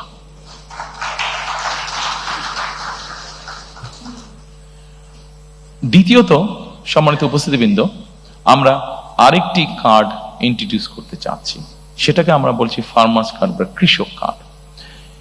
বাংলাদেশে মোটামুটি ভাবে 4 রকমের কৃষক আছে। প্রান্তিক কৃষক আছে, ক্ষুদ্র কৃষক আছে, মাঝারি কৃষক আছে, বড় কৃষক আছে। সরকারের হিসাব মতে বিভিন্ন জমির ক্যাটাগরি অনুযায়ী এই কৃষকদেরকে ভাগ করে হয়ে থাকে। আমরা প্রথমে প্রান্তিক, ক্ষুদ্র এবং মাঝারি কৃষক পর্যন্ত যাব। এই কৃষকদেরকে আমরা যেটা করব, যেমন ধরেন একজন কৃষকের হয়তো 5 বিঘা জমি আছে। এখন ওই কৃষকটি কি কি চাষ করে, আমরা যখন এই কার্ডটা তাকে দেব, এই কার্ডটা দেওয়ার প্রক্রিয়া যখন আমরা শুরু করব, তখন কিন্তু সারা বাংলাদেশে এই মুহূর্তে যেই ডাটা আমাদের কাছে আছে, সরাসরি জমিতে চাষাবাস কাজ করেন 1.5 কোটির মতন কৃষক আছে। আমরা এই প্রত্যেকটা মানুষকে যাকে যাকে কার্ড দেব, প্রত্যেকটা মানুষকে কে কোথায় কার কতটুকু জমি আছে, কে কি চাষ করছে, পুরো জিনিসটাকে একটা আমরা ডাটা প্রসেসের মধ্যে, পুরো একটা সিস্টেমের মধ্যে আমরা নিয়ে আসবো। কাজে সাতক্ষীরায় কোন এলাকায় কোন কৃষক কি চাষ করছে, টেকনাফে কোন এলাকায় কোন কৃষক চাষ করছে, দিনাজপুরে কোন এলাকায় কোন কৃষক কি চাষ করছে, সব জিনিস আমাদের পুরো সিস্টেমের মধ্যে চলে আসবে। এবং আসার পরে যেটা হবে, আমরা তখন জানতে পারবো যে ঠিক আছে, ওখানে অমুক আলু চাষ করছে, ওখানে অমুক টমেটো চাষ করছে, ওখানে অমুক বাঁধাকপি চাষ করছে। আচ্ছা, বাঁধাকপির সাথে সে আর কি কি চাষ করছে, হয়তো ছোট কৃষক সে, তাকে আমরা এই ফ্যামিলি কার্ডটার মাধ্যমে তার যে কোনো একটা ফসলের সম্পূর্ণ সাপোর্টটা আমরা দেওয়ার চেষ্টা করব। সেটা হচ্ছে বীজ হতে পারে, কীটনাশক ওষুধ এবং সার, এই পরিমাণটা আমরা তাকে দেওয়ার চেষ্টা করব। আপনারা বলতে পারেন যে কেন দেওয়ার চেষ্টা করব? এই জন্য দেওয়ার চেষ্টা করব আমরা যে বিভিন্ন কারণে তাকে অনেক কষ্টের মধ্যে দিয়ে চালাতে হয়, কিন্তু আমরা যদি এই সাপোর্টটা তাকে অন্তত 5-7 বছর ধরে সাপোর্টটা দিতে পারি, তখন কিন্তু একটা সময় এসে কিন্তু সে একটা জায়গায় এসে দাঁড়াবে, কৃষকটা একটা জায়গায় এসে দাঁড়াবে। অর্থাৎ স্টেট থেকে যে সাপোর্টটা তাকে দেওয়া হবে, তার যেই রিসোর্সটা নিজের কাছ থেকে যেত, সেই রিসোর্সটা সে তখন সেভ করতে পারবে, সেই রিসোর্সটা দিয়ে সে অন্য কোনো কাজ করতে পারবে, যেহেতু স্টেট তাকে একটা সাপোর্ট তাকে দিচ্ছে। এবং we have reason to believe যে এক সময় গিয়ে এই কৃষকটা একজন সচ্ছল কৃষক হিসাবে দাঁড় করতে পারবে নিজেকে। এবং সেই জন্যই আমরা এই কৃষক কার্ডটা দিতে চাচ্ছি। আপনাদের কাছে হয়তো প্রশ্ন থাকতে পারে যে আমরা কি শুধু যারা জমিতে চাষ করছে তাদেরকে এই কার্ডটা দেবো? নো, আমরা যারা জমিতে চাষাবাস করছেন শুধু তাদেরকেই আমরা এই কার্ডটা দিব না। আমরা এই কার্ডটা দিব মৎস্য চাষী আছে তাদেরকে আমরা দিব, আমরা এই কার্ডটা দিব খামারি আছে, হাঁস মুরগি পালন করছে, গরু পালন করছে, এরকম যারা বিভিন্ন প্রাণী সম্পদ খামারি আছেন, তাদেরকেও আমরা এই কার্ডটা পৌঁছে দিতে চাই, তাদেরকেও আমরা এই কার্ডটা পৌঁছে দিতে চাই। অর্থাৎ সরাসরি স্টেটের পক্ষ থেকে আমরা কার্ডটা পৌঁছে দিতে চাই। প্রিয় সহকর্মীবৃন্দ, এই কার্ডটার মাধ্যমে আমরা যাদেরকে এই কার্ডটা পৌঁছে দিব, একই সাথে কম বেশি এখন সস্তায় সবার কাছেই অ্যাপ থাকে, স্মার্টফোন থাকে। সেই স্মার্টফোনের মধ্যে আমরা তাদেরকে একটা অ্যাপ আমরা ডাউনলোড করে দিব। কি সেই অ্যাপটা? এই অ্যাপটা নিয়ে আমরা অলরেডি কাজ করেছি। বাংলাদেশি একজন সায়েন্টিস্ট, উনি অস্ট্রেলিয়াতে থাকেন, ওই ভদ্রলোক কাজ করছেন এইটা নিয়ে। এর মধ্যে প্রায় 350 প্রায় 500-র মতন কৃষক তার সাথে কানেক্টেডও আছেন। আচ্ছা, এই কৃষকদের সুবিধাটা কি হচ্ছে? যেমন ধরেন বগুড়াতে কোনো একটি উপজেলায় একজন কৃষক আছে, সে আগামীকাল তার জমিতে সার ছিটাবে। এখন আগামীকাল বৃষ্টি হবে কি হবে না, সে একটা ডিলিমার মধ্যে আছে। সে যেটা করতে পারবে, তার কাছে যখন আমরা ওই অ্যাপটা দিয়ে দিব, সেই অ্যাপটা দিয়ে সে চেক করে নিতে পারবে যে কালকে বৃষ্টি হবে কি না। যদি বৃষ্টি হয় সে সারটা দিবে না, যদি বৃষ্টি না হয় তাহলে সে সারটা দিবে, তার ফলে তার সারটা ধুয়ে যাবে না। আমরা এই কার্ডের মাধ্যমে আমরা ওই সিস্টেমটাকে ইন্ট্রোডিউস করে আনতে চাচ্ছি। শুধু এটা নয়, আমরা তাকে স্মার্টফোনের মাধ্যমে আরেকটি অ্যাপও তাকে আমরা সহযোগিতা করব। কি সেই অ্যাপটা? সেই অ্যাপটা হচ্ছে তার ফোনটা যদি সে তার ফসলের উপরে ধরে, তার ফসলের হেলথের কি অবস্থা, কোনো রোগ বালাই কোনো হয়েছে কিনা ফসলে, সেই জিনিসটাও সে তখন জানতে পারবে। যদিও কৃষকদের নিজেদের একটা অভিজ্ঞতা আছে, কিন্তু আমরা এই অ্যাপটাও ডেভেলপ করেছি, যেটা ধীরে ধীরে ধীরে ধীরে আমরা সারা দেশের সকল কৃষকের কাছে পৌঁছে দিব। কাজেই এই সুবিধাগুলো আছে। এর বাইরে বীমার সুবিধা আছে, এর বাইরে কার্ডটা থাকলে তার জন্য কৃষি লোনের সুবিধা আছে। এই সুবিধাগুলো থাকবে, নর্মাল যেগুলো আছে এই সুবিধাগুলো থাকবেই তাদের কাছে। সম্মানিত উপস্থিতিবৃন্দ, সামাজিক সুরক্ষার মধ্যে আমি ব্যক্তিগতভাবে, এখানে অনেকগুলো আছে আপনারা দেখতে পাচ্ছেন, কই গেল, আপনারা দেখতে পাচ্ছেন অনেকগুলো আছে, তবে এখানে একটি আমরা লাইন রেখেছি যেটি ব্যক্তিগতভাবে আমি যেটির প্রতি খুবই যত্নশীল, সেটি হচ্ছে পিতামাতার ভরণ পোষণ আইন নামে একটি আইন আছে। এই আইনটিকে আমরা যতটুকু সম্ভব কার্যকর করতে চাই। আমাদের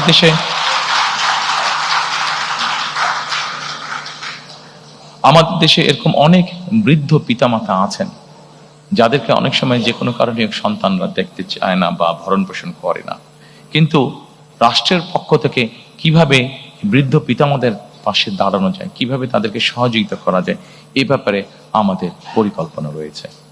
আমরা আশা করি আমরা ইনশাল্লাহ দেশ পরিচালনার সুযোগ পেলে পরে আপনারা যারা আজকে উপস্থিত আছেন এই কাজটিতে যখন আমরা হাত দিব, আপনারা যারা সিনিয়র সিটিজেন আছেন আমাদেরকে সহযোগিতা করবেন। Thank you.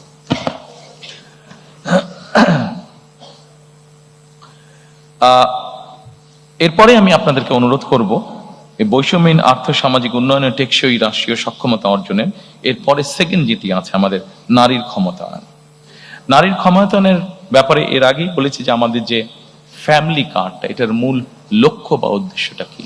মূল লক্ষ্য বা উদ্দেশ্য হচ্ছে, আমরা যদি জিনিসটাকে এভাবে দেখি, এর আগে বেগম খালেদা জিয়া যতবার রাষ্ট্র পরিচালনা করেছেন আপনাদের সকলেরই ধারণা আছে যে নারীদের শিক্ষা ব্যবস্থা ক্লাস 1 থেকে 12 পর্যন্ত নারীদের শিক্ষা ব্যবস্থা উনি ফ্রি করেছিলেন। সম্মানিত উপস্থিতিবৃন্দ, আমাদের দেশে এখন যে কোনো স্কুল কলেজ যেখানেই যাই আমরা যদি এনরোলমেন্ট দেখি আমরা দেখবো যে ছেলে মেয়ে সমান সমান, ক্ষেত্র বিশেষে মেয়েদের সংখ্যা বেশি বিভিন্ন স্কুল কলেজ সবকিছুতে।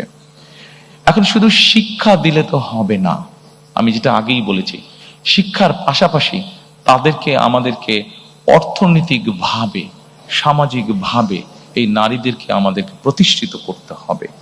এই নারীদেরকে সামাজিক এবং অর্থনৈতিকভাবে প্রতিষ্ঠিত করে, শুধু শিক্ষা আছে, শিক্ষার সাথে সাথে যদি আমরা তাদেরকে অর্থনৈতিকভাবে প্রতিষ্ঠিত করতে পারি, সামাজিকভাবে প্রতিষ্ঠিত করতে পারি, আমরা একটি শক্তিশালী সমাজ গঠন করতে পারবো, যেই সমাজে মানুষ যুক্তি তর্ক দিয়ে চলবে, যেই সমাজে আমরা মনে করি, আমরা আশা করি যেখানে খুব সুন্দরভাবে আমরা শান্তি স্থাপনের কাজ করতে পারবো। এবং সেজন্যই আমরা ফ্যামিলি কার্ডটি আমরা প্রবর্তন করতে চাই, যেই ফ্যামিলি কার্ডের মাধ্যমে আমরা নারীদেরকে পর্যায়ক্রমিকভাবে ধীরে ধীরে আমরা তাদেরকে অর্থনৈতিকভাবে এবং সামাজিকভাবে তাদেরকে এম্পাওয়ার্ড করতে চাই। আমরা সম্মানিত উপস্থিতিবৃন্দ, আমাদের একটি সেক্টর আছে বাংলাদেশে যেটিকে আমরা গার্মেন্ট সেক্টর বলি, যেটি নিয়ে আমরা প্রত্যেকটি বাংলাদেশের নাগরিক গর্ব করি। আমরা যখন বিদেশে যাই, যারা বিদেশে থাকি বা বিদেশে যাই, আমরা যখন জামা কাপড় কিনি, যখন লেবেলটা দেখি মেড ইন বাংলাদেশ, আর মুখের মধ্যে সুন্দর একটা হাসি আমাদের ফুটে ওঠে, ভালো লাগে মনের মধ্যে যে এই জামাটা মেড ইন বাংলাদেশ। যখন কোনো ব্র্যান্ডেড শপে আমরা দেখি মেড ইন বাংলাদেশ কাপড়টা, এই গার্মেন্ট শিল্পে বহু নারী কাজ করেন। বলা যায় টোটাল গার্মেন্ট শিল্পে যত মানুষ কাজ করে, যত শ্রমিক কাজ করে, তার 70% বা তার কিছু বেশি নারী শ্রমিক আমাদের। এখন সম্মানিত উপস্থিতিবৃন্দ, শুধু একটি সেক্টরেই কেন আমরা নারী রাখবো? আমাদের নারীরা তো কৃষিতেও কাজ করেন, আমাদের নারীরা তো অন্যান্য অনেক সেক্টরে কাজ করেন। আমাদের একটি লক্ষ্য এবং একটি পরিকল্পনা হচ্ছে যে বাংলাদেশে আমরা গার্মেন্টসের বাইরে আরো নতুন নতুন কতগুলো সেক্টরকে আমরা নিয়ে আসতে চাই, যেখানে নারীদের আরো বেশি সংখ্যক কর্মসংস্থানের সুযোগ হবে। সেটি গার্মেন্টস এর মতন অনেক সেক্টর আছে যেগুলোকে আমরা ইজিলি আনতে পারি। সেটি টয় সেক্টর হতে পারে, সেটি লেদার সেক্টর হতে পারে যেখানে নারীরা কাজ করতে পারবেন, সেটি এরকম আরো অনেক সেক্টর আছে যেখানে নারীরা কাজ করতে পারেন। অর্থাৎ আমাদের লক্ষ্য এবং উদ্দেশ্য আছে মোর নাম্বার অফ দেশের যে নারী জনগোষ্ঠী আছে তারা কর্মসংস্থানের ব্যবস্থায় এরকম সেক্টরকে আমাদের ইনভাইট করে দেশের মধ্যে নিয়ে আসা। প্রিয় সহকর্মীবৃন্দ, আমরা বিশ্বাস করি, উপস্থিতিবৃন্দ, সম্মানিত উপস্থিতিবৃন্দ, আমরা বিশ্বাস করি যে একজন নারীকে যখন আমরা কর্মসংস্থানের ব্যবস্থা করে দেব, স্বাভাবিকভাবেই প্রকৃতিগত কারণ হিসাবেই তাদেরকে আমাদের আরো কিছু ব্যাপারে সহযোগিতা করা উচিত। তাদের কর্মঘণ্টা কমানো বা বিভিন্নভাবে ডিস্ট্রিবিউট না করে বরঞ্চ আমরা যদি প্রাকৃতিকগতভাবে বিষয়টি বিবেচনা করি, একজন নারীকে তার সন্তানকে অনেক সময় দেখভাল করতে হয়, হয়তো ঘরে হয়তো তার সন্তানকে দেখভাল করার মতন সেই সাপোর্টটা তার নেই, তার কর্মসংস্থানে যাতে তাকে সেই সাপোর্টটা দেওয়া যায় সেই জন্য আমরা কর্মস্থলে ডে কেয়ার এবং বেস্ট ফিডিং কর্নার আমরা কম্পালসারি করতে চাই। অর্থাৎ একজন নারী যখন তার সন্তানকে নিয়ে কর্মস্থলে আসবেন, উনি যে 8 ঘন্টা বা 10 ঘন্টা বা যতক্ষণই উনি কাজ করেন অতটুকু সময় যাতে উনি নিশ্চিন্ত মনে কাজ করতে পারেন সেই ব্যবস্থাটা আমরা এনশিওর করতে চাই।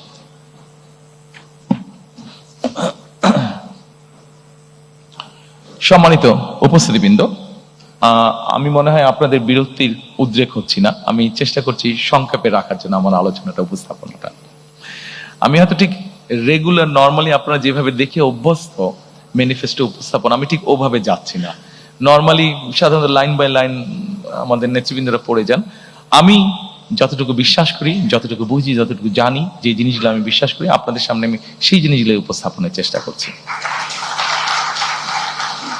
অবশ্যই এর অর্থ এই নয় যে বাকি জিনিসগুলোর সাথে আমি একমত নেই, অবশ্যই বাকি জিনিসগুলোর সাথে আমি একমত। আমার পার্টির নেতৃবৃন্দ, আমাদের এক্সপার্টসরা মিলে সব তৈরি করেছেন, সবগুলোর সাথে আমি একমত যে এই সবগুলোই কাজ আমরা পর্যায়ক্রমিকভাবে ইনশাল্লাহ করব। তবে এখানে যেই বিষয়গুলো আমার কাছে বেশি ভালো লেগেছে বা বেশি পছন্দ, সেই বিষয়গুলো আপনাদের সামনে আমি সংক্ষেপে উপস্থাপন করছি। সম্মানিত উপস্থিতবৃন্দ, আসুন এরপরে কৃষি এবং খাদ্য। কৃষির ব্যাপারে কৃষক কার্ড নিয়ে আমি আপনাদেরকে কিছুটা বলেছি। এই কৃষক কার্ড আমরা বিশ্বাস করি কৃষি এবং কৃষককে একটা খুব স্ট্রং সাপোর্ট দিবে, যেটি লং রানে আমাদের কৃষি এবং কৃষককে গড়ে তুলতে আমাদের জন্য, দেশের জন্য এটা ভালো হবে। আমরা এর মধ্যে একটি সিদ্ধান্ত গ্রহণ করেছি, যেটি আমরা 91 সালেও কাজটি করেছিলেন দেশনেত্রী খালেদা জিয়া যখন উনি সরকার গঠন করেন। এইবার ইনশাল্লাহ 12 তারিখে আমরা সরকার গঠনে সক্ষম হলে 10,000 টাকা পর্যন্ত কৃষি ঋণ, সেটিকে আমরা সুদ সহ মওকুফ করতে চাই। আমরা হিসাব করে দেখেছি, আমাদের কাছে যে স্ট্যাটিস্টিক্স আছে, আমরা হিসাব করে দেখেছি যে এই মুহূর্তে যত ঋণ আছে 10,000 টাকা পর্যন্ত কৃষি ঋণ যদি আমরা মওকুফ করি, সেটা সরকারের এমন কিছু চাপ পড়বে না। কাজে কৃষকদেরকে একটা সাপোর্ট দেওয়ার জন্য, এই কাজটি আমরা করতে চাই। সম্মানিত উপস্থিতিবৃন্দ, আমরা একটি কাজ শুরু করতে চাই। এই কাজটি পরিবেশের সাথে সম্পর্কিত, এই কাজটি কৃষির সাথে সম্পর্কিত, এই কাজটি প্রকৃতির অনেক কিছুর সাথে সম্পর্কিত। সেটা হচ্ছে খাল খনন কর্মসূচি আমরা শুরু করতে চাই। খাল খনন কর্মসূচি আমরা দেখেছি দেশে গ্রামে যেরকম পপুলার, একইভাবে শহর অঞ্চলগুলোতেও খাল খনন কর্মসূচি অনেক পপুলার। এবং খাল খনন কর্মসূচি আমরা কেন তৈরি করতে চাই, আমি আপনাদেরকে সংক্ষেপে কয়েকটি উদাহরণ দিতে চাই। সম্মানিত উপস্থিতিবৃন্দ, আমাদের খাল খনন কর্মসূচি যে পরিকল্পনা আছে, সেই পরিকল্পনার মধ্যে 20,000 কিলোমিটার ক্যানেল ডিগিং আমরা করতে চাই সারা দেশ মিলে। এখন এর অনেকগুলো কারণ আছে, আমি খুব সংক্ষেপে আপনাদেরকে একটি উদাহরণ দিয়ে বোঝানোর চেষ্টা করতে চাই। আপনাদের নিশ্চয়ই অনেকের মনে আছে 1 বছর আগে হঠাৎ করে একটি ফ্লাড হয়েছিল নোয়াখালী অঞ্চলে, গ্রেটার নোয়াখালী অঞ্চলে। দয়া করে আপনারা সকলে একটা সুইমিং পুলের কথা চিন্তা করুন, যে এই সুইমিং পুলটার radius 50 square mile, average depth হচ্ছে 7 ফিট। আমরা যদি এরকম একটা সুইমিং পুল চিন্তা করি, সেই নোয়াখালী অঞ্চলে যে বন্যাটা হয়েছিল, আমরা যদি পুরোটাকে এরকম একটা সুইমিং পুল চিন্তা করি, তাহলে চিন্তা করে দেখবেন ওই পানি যেটা হয়েছিল সেটা কিন্তু 15 দিন পরে চলে গিয়েছিল। কিন্তু আমরা যদি একটা 50 স্কোয়ার মাইলের একটা সুইমিং পুল, যেটার এভারেজ ডেপথ হচ্ছে 7 ফিট, আমরা যদি এই পরিমাণ পানিকে, যে পানিটি আমাদের কাছে থাকবে যতক্ষণ আমাদের প্রয়োজন, 7-15 দিনে চলে যাবে না। যদি আমরা এই পানিটিকে ধরে রাখার ব্যবস্থা করতে চাই, তাহলে আমাদেরকে অবশ্যই খাল খনন করতে হবে। প্রিয় উপস্থিতিবৃন্দ, খাল খনন আমাদেরকে আরেকটি কারণে করতে হবে। আমরা বাংলাদেশের যে কোনো জায়গায় যাই না কেন, এখন নলকূপের জন্য বোরিং করি না কেন, আমাদেরকে অনেক ভেতরে যেতে হয়। অর্থাৎ সারফেস ওয়াটার এত পরিমাণ আমরা ব্যবহার করেছি যে এখন আন্ডারগ্রাউন্ড ওয়াটার ব্যবহার করতে করতে আমাদের ওয়াটার লেভেল অনেক নিচে চলে গিয়েছে। আমরা যদি এই ওয়াটারটাকে রিচার্জ না করি, তাহলে আমাদেরকে আগামী কয়েক বছর পরে ভীষণ বিপদে পড়তে হবে। খাল খনন হচ্ছে এটির অন্যতম আরেকটি কারণ। আমাদের একটি প্রবলেম আছে, আর্সেনিক প্রবলেম। বাংলাদেশের বিভিন্ন অঞ্চলে আর্সেনিক প্রবলেম আছে। আপনি যত আন্ডারগ্রাউন্ড ওয়াটার টেনে তুলবেন, আর্সেনিক আস্তে আস্তে উপরে আসতে শুরু করবে। আপনি যত ওয়াটার রিচার্জ করবেন আস্তে আস্তে আর্সেনিকটা ডাইলিউট হতে লাগবে, নিচে চলে যেতে লাগবে। কাজেই বিভিন্ন বিষয়ে যদি আমরা বিবেচনা করি, সম্মানিত উপস্থিতি, কিন্তু আপনারা নিশ্চয়ই লক্ষ্য করেন অনেক সময় যখন ঢাকা থেকে একটু বাইরে টেরে যান, আপনারা বাই রোড যান, আপনারা খেয়াল করে দেখবেন রাস্তার দুই ধারে কম বেশি যেই গাছগুলো থাকে, দেখবেন গাছগুলো কেমন যেন নেতিয়ে পড়েছে। এই নেতিয়ে পড়ার আরেকটা কারণ হচ্ছে ওই এলাকায় যে আন্ডারগ্রাউন্ড ওয়াটার লেভেল আছে এত নিচে চলে গিয়েছে যে গাছগুলো তার শিকড় আর নিচে পাঠাতে পারে না, এত নিচে চলে গিয়েছে। কাজে আমাদের এই প্রকৃতিকেও যদি আমাদের ঠিক করতে হয়, ধীরে ধীরে যদি আবার একটা স্বাভাবিক পরিস্থিতি ফিরিয়ে আনতে হয়, তাহলে আমাদের ক্যানেল ডিগিং করা অত্যন্ত প্রয়োজন। আমাদের পরিকল্পনার মধ্যে একটি রয়েছে বরেন্দ্র প্রকল্প পুনর্চালুকরণ করা। এই বরেন্দ্র প্রকল্প সম্পর্কে আপনাদের অনেকেরই ধারণা আছে। এটি রাজশাহী, চাঁপাইনবাবগঞ্জ, রাজশাহী ওইদিকে শুরু হয়েছিল এবং এটির বিস্তার মোটামুটি ঠাকুরগাঁ পঞ্চগড় পর্যন্ত। এই বরেন্দ্র প্রকল্প চালু করার পরে আমাদের পুরো উত্তরাঞ্চলের কৃষির উৎপাদনই একদম পাল্টে গিয়েছিল। এই প্রকল্পটি মোটামুটি ভাবে এখন অলমোস্ট মৃত পায়। আমরা চাই এই প্রকল্পটিকে আবার চালু করার জন্য। সম্মানিত উপস্থিতিবৃন্দ, আমাদের এই কৃষি এবং খাদ্যের মধ্যে আপনি যদি খেয়াল করেন ডান দিকে একটি আছে জলবায়ু ঝুঁকি মোকাবেলা। জলবায়ু ঝুঁকি মোকাবেলা আমরা সিদ্ধান্ত গ্রহণ করেছি, আমরা পরিকল্পনা গ্রহণ করেছি যে এই ঝুঁকিটা আমাদের জন্য অত্যন্ত রিস্কি একটা ঝুঁকি। আমরা যদি দেখি আমাদের দক্ষিণাঞ্চল যেভাবে গাছপালা মরে যাচ্ছে, দক্ষিণাঞ্চলে যেভাবে নদী নালা শুকিয়ে যাচ্ছে, যেভাবে সমুদ্রের পানি উপরে উঠে আসছে, আমরা যদি দেখি আমাদের সারা বাংলাদেশে কিভাবে ফরেস্টেশন ধীরে ধীরে কমে যাচ্ছে, তাহলে আমাদেরকে ইমিডিয়েট এই কাজটিতে হাত দিতে হবে। এবং আমরা ঠিক করেছি 5 বছরে আমরা চেষ্টা করব, 5 বছরে আমরা চেষ্টা করব, যদিও খুব অ্যাম্বিশিয়াস প্রোগ্রাম, তারপরে আমাদের পরিকল্পনা আছে এবং 5 বছরে আমরা চেষ্টা করছি প্রায় 50 কোটির কাছাকাছি বৃক্ষ রোপণ করার জন্য। এরই ভিতরে আমাদের যারা এক্সপার্ট আছেন তারা মোটামুটি ভাবে কাজ করেছেন যে কোন এলাকার কোন বৃক্ষটা ভালো হবে, সেভাবে আমরা আমাদের পরিকল্পনা সাজিয়েছি। কাজেই টেকনাফে যে বৃক্ষটা হবে তেঁতুলিয়াতেও সেটা হতে পারে, কিন্তু অত ভালো হবে না, কারণ ওখানকার সয়েল ইজ ডিফারেন্ট, ক্লাইমেট আবহাওয়া কিছুটা ডিফারেন্ট। সেই জন্য আমরা সেভাবেই চিন্তা ভাবনা করেছি। এবং আরেকটি জিনিস করেছি, এখন যেটা মডার্ন যুগে করা যায়, আপনি স্যাটেলাইট ইমেজ দিয়ে আপনি কোনো জায়গায় যদি 500 গাছ লাগান, আপনি যদি 500 গাছের চারা ওখানে রোপণ করতে চান, ওখানে 500 চারা রোপণ হলো কি হলো না আপনি স্যাটেলাইট ইমেজ দিয়ে কিন্তু ওটা ঘরে বসে আপনি দেখতে পারবেন, মনিটর করতে পারবেন। সেজন্য এই সুবিধাটাও আমাদের আছে। তো আমাদেরকে জলবায়ুর ঝুঁকি মোকাবেলা করার জন্য আমাদেরকে জলবায়ুর উপযোগী যে গাছগুলো আছে সেগুলো লাগাতে হবে, সেগুলো রোপণ করতে হবে। যেমন আমরা যদি ঢাকা শহরে, এই বোধহয় গত পরশুদিনও আমরা কোন একটা নিউজে আমি দেখলাম যে ঢাকা শহর বোধহয় পলিউশনে আবার বোধহয় কয়েকটার মধ্যে প্রথম বা দ্বিতীয় তৃতীয় এরকম হয়েছে। কাজেই এই ঢাকা শহরের এয়ারকেও যদি ফিল্টার করতে হয়, আপনাদের নিশ্চয়ই অনেকের জানা আছে যে নিম গাছ সাধারণত অন্য নর্মাল গাছের থেকে 3 গুণ বেশি অক্সিজেন প্রডিউস করে।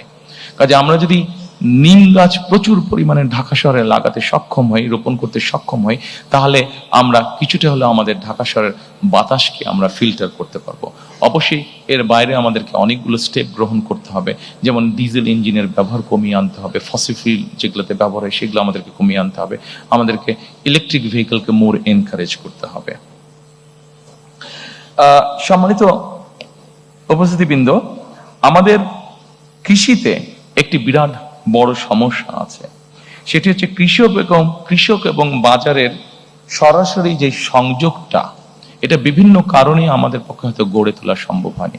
আমাদের পরিকল্পনা আছে যে কিভাবে কৃষক এবং বাজারকে আমরা সরাসরি সম্পৃক্ত করতে পারি, অর্থাৎ মিডল ম্যানের যে প্রকৃতি আছে সেটাকে কিভাবে কমিয়ে আনা যায় এবং একই সাথে ট্রান্সপোর্টেশন কস্ট কিভাবে কমিয়ে আনা যায়, এই বিষয়টি আমাদের পরিকল্পনার মধ্যে আছে। সো দ্যাট তাহলে কৃষিজাত উৎপন্ন যে দ্রব্যগুলো সেগুলোর দামটা আমরা কমিয়ে আনতে পারবো।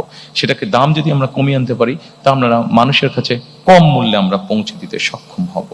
আমাদের আরেকটি বড় পরিকল্পনা আছে বা বড় সমস্যা আছে, সেই জন্যই আমরা পরিকল্পনা গ্রহণ করেছি। সেটি হচ্ছে আমাদের দেশের বিভিন্ন জায়গায় বিভিন্ন ফলাদি শাক সবজি এগুলো উৎপাদিত হচ্ছে, কিন্তু আমাদের কৃষকরা কোনো শাক সবজি ফল ফলাদি হয়তো 7 দিন 15 দিন বা 1 মাসের জন্য এটাকে রেফ্রিজারেট করতে হবে, কিন্তু সেই রেফ্রিজারেট করার সিস্টেমটা আমাদের এখানে নেই, এবং যেটাকে হিমাগার বা কোল্ড স্টোরেজ বলে। আমরা এর মধ্যে কাজ করেছি যে কোথায় কোথায় আমাদের কি কি উৎপাদিত হয়, কোথায় কোথায় কিভাবে, যেমন আমাদের চাঁপাই নবাবগঞ্জে বা রাজশাহীতে প্রচুর পরিমাণে আম হয়, আমটাকে কিভাবে প্রিজার্ভ করা সম্ভব হতে পারে সেইভাবে আমরা সেখানে হিমাগারটা তো করে তুলবো। যেখানে আমাদের টমেটো হচ্ছে, সেই সিলেট অঞ্চল ধরে যে বিভিন্ন জায়গায় আমাদের টমেটো হচ্ছে, এই টমেটোগুলো আমরা একসময় দেখি যে কৃষকরা ফেলে দেয় বা গরু ছাগল খায়, কারণ সে প্রপার দাম পাচ্ছে না, কারণ একটা সার্টেন টাইমের পরে সে যে ওটাকে রেফ্রিজারেট করবে সেই অবস্থাটা নেই। কাজে এই সবগুলো জিনিসকে আমরা মার্ক করেছি এবং ধীরে ধীরে আমরা এই হিমাগার সিস্টেম বা রেফ্রিজারেট সিস্টেমটাকে আমরা গড়ে তুলতে চাই। সম্মানিত উপস্থিতিবৃন্দ, এরপরে আমি আপনাদেরকে অনুরোধ করব কর্মসংস্থান ও যুব উন্নয়নটি দেখার জন্য। কর্মসংস্থান এবং যুব উন্নয়ন, আমাদের প্রায় 27 লক্ষ বেকার আছে, এর মধ্যে 9 লক্ষ হচ্ছে আমাদের শিক্ষিত বেকার। প্রতি বছর বেকারের সংখ্যা বাড়ছে বই কমছে না। আমরা যদি আমাদের ডেমোগ্রাফি দেখি, পপুলেশন ডেমোগ্রাফিটা দেখি যে 15-20 বছর থেকে আমাদের 60-62 বছর পর্যন্ত, তাহলে এটির সুবিধা আমরা পাবো 2040 সাল পর্যন্ত।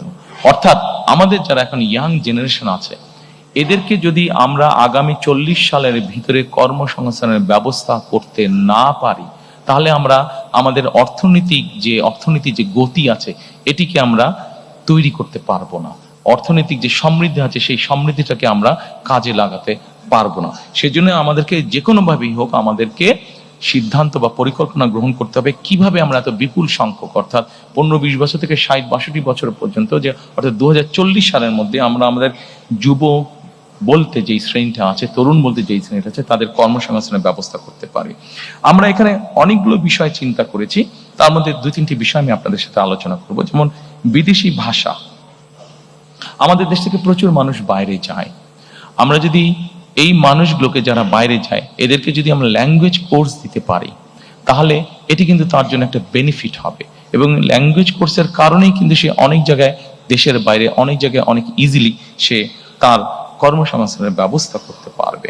একই সাথে আমরা তাদের দক্ষতা অর্জনের জন্য দেশের বিভিন্ন জায়গায় এরিয়া বেসিসে আমরা বিভিন্ন ট্রেনিং ইনস্টিটিউট আমরা তৈরি করতে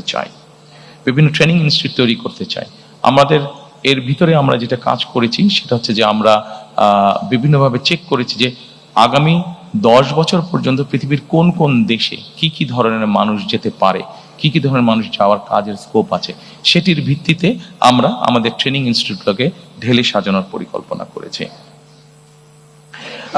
এর বাইরে আমাদের যেটা লক্ষ্য আছে সেটা এসএমই ঋণ প্রদান, অর্থাৎ এসএমই ছোট বা মিডিয়াম যে ইন্ডাস্ট্রিগুলো হবে সেখানে সহজ শর্তে ঋণ প্রদান করতে চাইছি।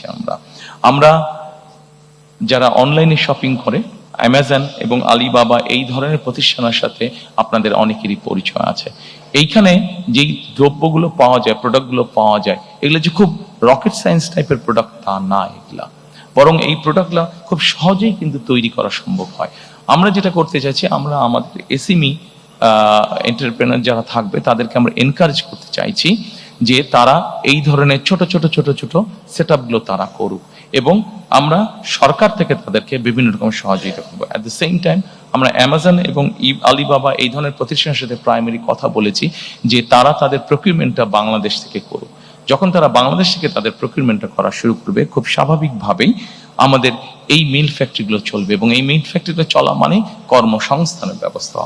সম্মানিত উপস্থিতিবৃন্দ, আমাদের আগামী দিনের লক্ষ্য হচ্ছে আমরা যেই পরিকল্পনায় গ্রহণ করি না কেন, প্রত্যেকটি পরিকল্পনা অন্যতম প্রাইমারি লক্ষ্য হচ্ছে আমাদের কর্মসংস্থান তৈরি করা, যত বেশি সংখ্যক কর্মসংস্থান তৈরি করা।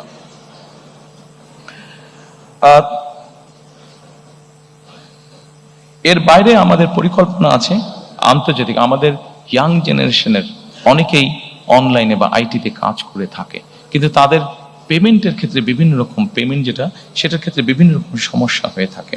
আমরা সেই জন্য আন্তর্জাতিক পেমেন্ট যে সুবিধা আছে, পেপাল সহ এই ধরনের সুবিধাগুলো আছে, এগুলোকে আমরা ইনভাইট করছি, এগুলোকে আমরা দেশে নিয়ে আসতে চাইছি।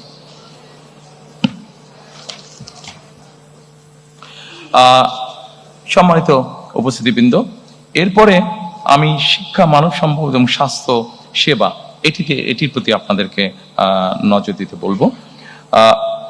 আমাদের শিক্ষা খাতে জিডিপির 5% আমরা বরাদ্দ করতে চাইছি, অবশ্যই একবারে না, সেটা পর্যায়ক্রমিকভাবে করতে চাইছি। আমরা ফ্রি ওয়াইফাই বিভিন্ন ইম্পর্টেন্ট জায়গাগুলোতে ফ্রি ওয়াইফাই আমরা ইন্ট্রোডিউস করতে চাই। যে আপনারা বলতে পারেন যে ফ্রি ওয়াইফাই এত সহজ নাকি দেওয়া? এটার জিনিসটা এমন হবে, কেউ যদি কোথাও ফ্রি ওয়াইফাইটা ব্যবহার করতে চায়, সে লগ ইন করার পরে তাকে ছোট একটি অ্যাড দেখতে হবে। অ্যাডটি ভালো লাগুক বা না লাগুক, অ্যাডটি তাকে দেখতে হবে। এই জন্য অ্যাডটি দেখতে হবে যে অ্যাডের মাধ্যমে ওখানকার যে খরচটা, সেই খরচটা উঠে আসবে এবং তারপরে সে হয়তো 1 ঘন্টা বা 1.5 ঘন্টা সেই ফ্রি ওয়াইফাইটি ব্যবহার করতে পারবে। এর বাইরে আমরা ওয়ান টিচার ওয়ান ট্যাব, আমাদের প্রথমে প্রাইমারি স্কুল এবং তারপরে সেকেন্ডারি স্কুলে যত টিচার আছেন তাদেরকে আমরা পর্যায়ক্রমিকভাবে একটি ট্যাবের আন্ডারে নিয়ে আসতে চাইছি, যার মাধ্যমে তারা যেমন শিক্ষা দিতে পারবেন, একইভাবে তাদেরকে কোনো ট্রেনিং ইনস্ট্রাকশন দিতে হলে সেই ট্যাবের মাধ্যমে তাদেরকে আমরা সেন্ট্রালি সেই কাজটি আমরা করতে পারবো। আমরা প্রাথমিক এবং মাধ্যমিক শিক্ষা ব্যবস্থায় স্কুল ইউনিফর্ম ইন্ট্রোডিউস করতে চাচ্ছি। অবশ্যই এটা আমরা সরকারের পক্ষ থেকে এই ইউনিফর্মটি দিতে চাচ্ছি। এই ইউনিফর্মটি দেওয়ার একটা অন্যতম কারণ হচ্ছে, স্বাভাবিকভাবে সবাই যখন একই ইউনিফর্ম পরবে তখন বাচ্চাদের মধ্যে একটা ডিসিপ্লিন আসে, একটা ইউনিটি আসে। সেই মানসিকতাটা আমরা গড়ে তুলতে চাইছি। এরপরে আমি আপনাদেরকে দৃষ্টি আকর্ষণ করতে চাইছি যে স্বাস্থ্য সেবাতে আমি চেষ্টা করছি একটু দ্রুত যেতে, অনেকক্ষণ সময় আছে, অনেকের ধৈর্য চ্যুতি হচ্ছে। আমি এরপরে স্বাস্থ্যতে আসতে চাচ্ছি। সম্মানিত উপস্থিতিবৃন্দ, স্বাস্থ্যতে আমরা যেটা মনে করি, দেখুন বাংলাদেশ 20 কোটি মানুষ, আমরা হয়তো অনেক কিছু বলতে পারি, কিন্তু 20 কোটি মানুষকে স্বাস্থ্য সেবা দেওয়া কোয়াইট কস্টলি ম্যাটার। কিন্তু তার আগে যদি আমরা কাজ করি, যেটা এখন ইউরোপে তারা করছে, ইউরোপও তার ছোট ছোট দেশ, অল্প অল্প পপুলেশন, কিন্তু তারাও স্বাস্থ্যসেবা সম্পূর্ণ দিকে হিমশিম খাচ্ছে। সেখানে বাংলাদেশের মতন দেশকে হিমশিম খেতেই হবে। সেই জন্য আমরা যেটা জোর দিতে চাচ্ছি সেটা হচ্ছে প্রিভেনশনের উপরে আমরা জোর দিতে চাচ্ছি। অর্থাৎ আমরা যদি একটা মানুষকে প্রথমেই অসুস্থ হওয়া থেকে বাঁচাতে পারি, তাহলে অবশ্যই সেই মানুষটি আর হসপিটালে যাচ্ছে না। হসপিটালে না গেলে হসপিটালের উপরে চাপটা কম পড়ছে।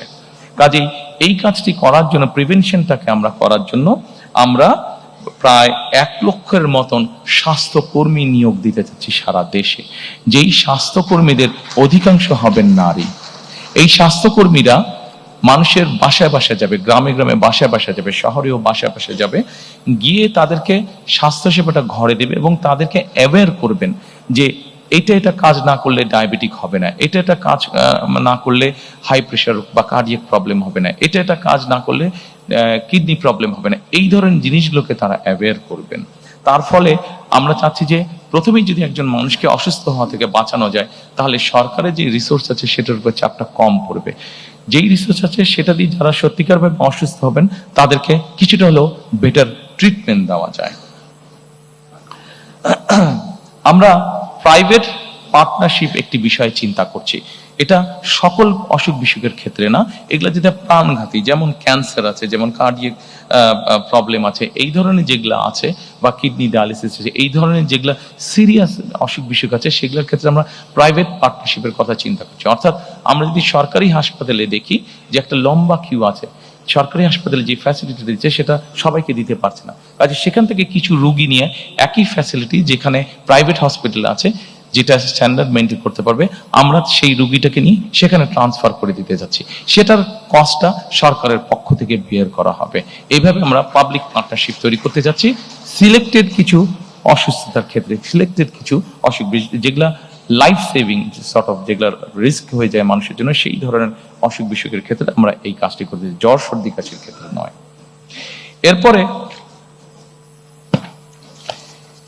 এরপরে আমি আপনাদেরকে অনুরোধ করব প্রতিরক্ষা পররাষ্ট্র নীতিতে। সম্মানিত উপস্থিতিবৃন্দ, অবশ্যই সশস্ত্র বাহিনীকে আমরা সকল বিতর্ক এবং রাজনীতিকরণের বাইরে রাখতে চাই। আমরা যদি সত্যিকার ভাবে আমাদের একটি শক্তিশালী সশস্ত্র বাহিনী গড়ে তুলতে চাই, তাহলে অবশ্যই আমাদেরকে পেশাদারিত্ব বা প্রফেশনালিজমের উপরে জোর দিতে হবে এবং অবশ্যই তাদেরকে সকল রাজনীতিকরণের বাইরে আমাদেরকে রাখতে হবে।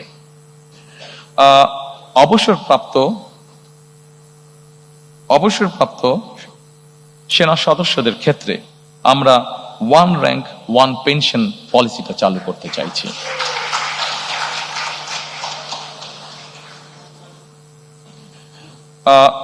সম্মানিত উপস্থিতিবৃন্দ,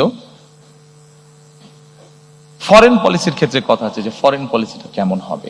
আমি এক বাক্যে আপনাদেরকে বলছি, দেখুন, বাংলাদেশে 20 কোটি মানুষ, আমরা এর আগেই বলেছি বহু 4 কোটি বেকার আছে, স্বাস্থ্যর বিষয় আছে, কর্মসংস্থানের বিষয় আছে। আমাদের ফরেন পলিসিটা খুব সংক্ষেপে যদি বলি সেটাই হবে, অর্থাৎ আমার দেশের স্বার্থ, আমার দেশের মানুষের স্বার্থ রক্ষা করে যাদের বন্ধুত্ব সহযোগিতা পেলে আমরা আমাদের দেশে নতুন ব্যবসা বাণিজ্য প্রতিষ্ঠিত করতে পারবো, আমার দেশের মানুষের কর্মসংস্থানের ব্যবস্থা করতে পারবো, আমাদের দেশের অর্থনৈতিক অবস্থা শক্তিশালী হবে। অবশ্যই আমার দেশের স্বাধীনতা এবং সার্বভৌমত্ব অক্ষুণ্ণ রাখবে। এইটার ভিত্তিতেই আমরা আমাদের পররাষ্ট্রনীতি পরিচালিত করব, অর্থাৎ আমার দেশের মানুষের সমস্যার সমাধান করে আমার দেশের স্বাধীনতা এবং সার্বভৌমত্ব অক্ষুণ্ণ রেখেই আমাদের সাথে যাদের বন্ধুত্ব করা সম্ভব, অবশ্যই আমরা তাদের সাথে বন্ধুত্ব করব। আমাদের সামনে একটি বিরাট পররাষ্ট্রনীতিতে একটি বিরাট সমস্যা আছে, এটি মানবিক সমস্যা, সেটিকে আমরা সকলেই জানি, সেটি হচ্ছে রোহিঙ্গা সমস্যা যেটি আছে। আমাদের নিজেদের দেশের জনসংখ্যা প্রায় 20 কোটি। এই জনসংখ্যাকে আমাদের কর্মসংস্থানের ব্যবস্থা, খাদ্যের সংস্থা, চিকিৎসা ব্যবস্থা সকল কিছু করতে হবে। আমাদের প্রায় 1.2 মিলিয়নের মতন আমাদের রোহিঙ্গা আছে। তারাও মানুষ, মানবিক দৃষ্টিকোণ থেকে অবশ্যই তাদের দেশে যে অবস্থা, আমরা এখানে বাংলাদেশ তাদেরকে আশ্রয় দিয়েছে, অবশ্যই আমরা তাদেরকে দেখব, কিন্তু অ্যাট দ্য সেম টাইম আমরা চাবো যে তাদের এলাকায়, তাদের ঘরে তাদের জন্য সেফ একটা সিচুয়েশন তৈরি হোক এবং ধীরে ধীরে তারা তাদের এলাকায় ফিরে যাক। অর্থাৎ আমরা রোহিঙ্গার প্রত্যাবর্তন, সেফ প্রত্যাবর্তন আমরা নিশ্চিত করতে চাই। সম্মানিত উপস্থিতি, আমাদের পদ্মা, তিস্তা সহ বিভিন্ন নদীর পানির বন্টনের আমাদের কিছু অসুবিধা আছে। আমরা চাই যাদের সাথে আমাদের এই অসুবিধা আছে তাদের সাথে বসে আলোচনা করে আমরা এই সমস্যার সমাধান করতে চাই, যাতে আমার দেশের মানুষ তার পানির ন্যায্য হিসাব পেতে পারে। আমরা আমাদের পররাষ্ট্র মন্ত্রণালয়কে মোর অ্যাক্টিভ করার মাধ্যমে আমাদের যে প্রায় 1.5 কোটি প্রবাসী বিদেশে আছেন তারা যাতে আরো বেটার ভাবে ট্রিটেড হন, সেই বিষয়ে আমরা উদ্যোগ গ্রহণ করতে চাই। আমাদের যে বিভিন্ন দূতাবাসগুলো আছে সেগুলোকে মোর মডার্নাইজ এবং মোর অ্যাক্টিভ করার মাধ্যমে।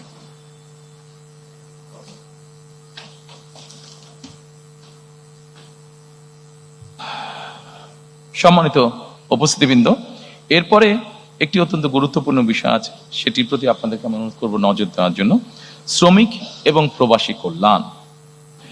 আমাদের দেশে একটি সমস্যা আছে, আমাদের দেশের নারী, পুরুষ এবং প্রতিবন্ধী যারা, তাদের ক্ষেত্রে একটি বেতনের ব্যাপারে একটি বৈষম্যমূলক আচরণ হয়ে থাকে অনেক জায়গায়, অনেক ক্ষেত্রে। আমরা পর্যায়ক্রমিকভাবে এই সমস্যাটির সমাধান করতে চাই, অর্থাৎ নারী, পুরুষ এবং প্রতিবন্ধীদের জন্য বৈষম্যহীন বেতন আমরা নিশ্চিত করতে চাই।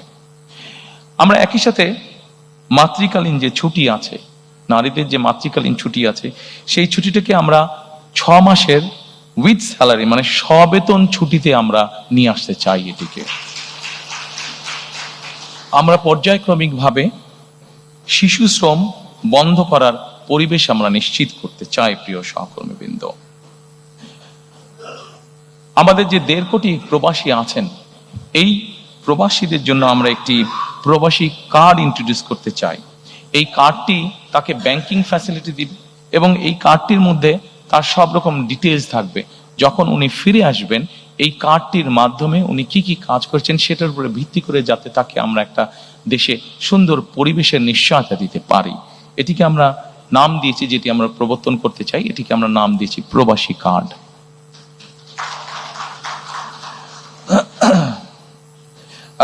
এর বাইরে আমরা প্রবাসীদের জন্য রেমিটেন্স প্রণোদনা দিতে চাই।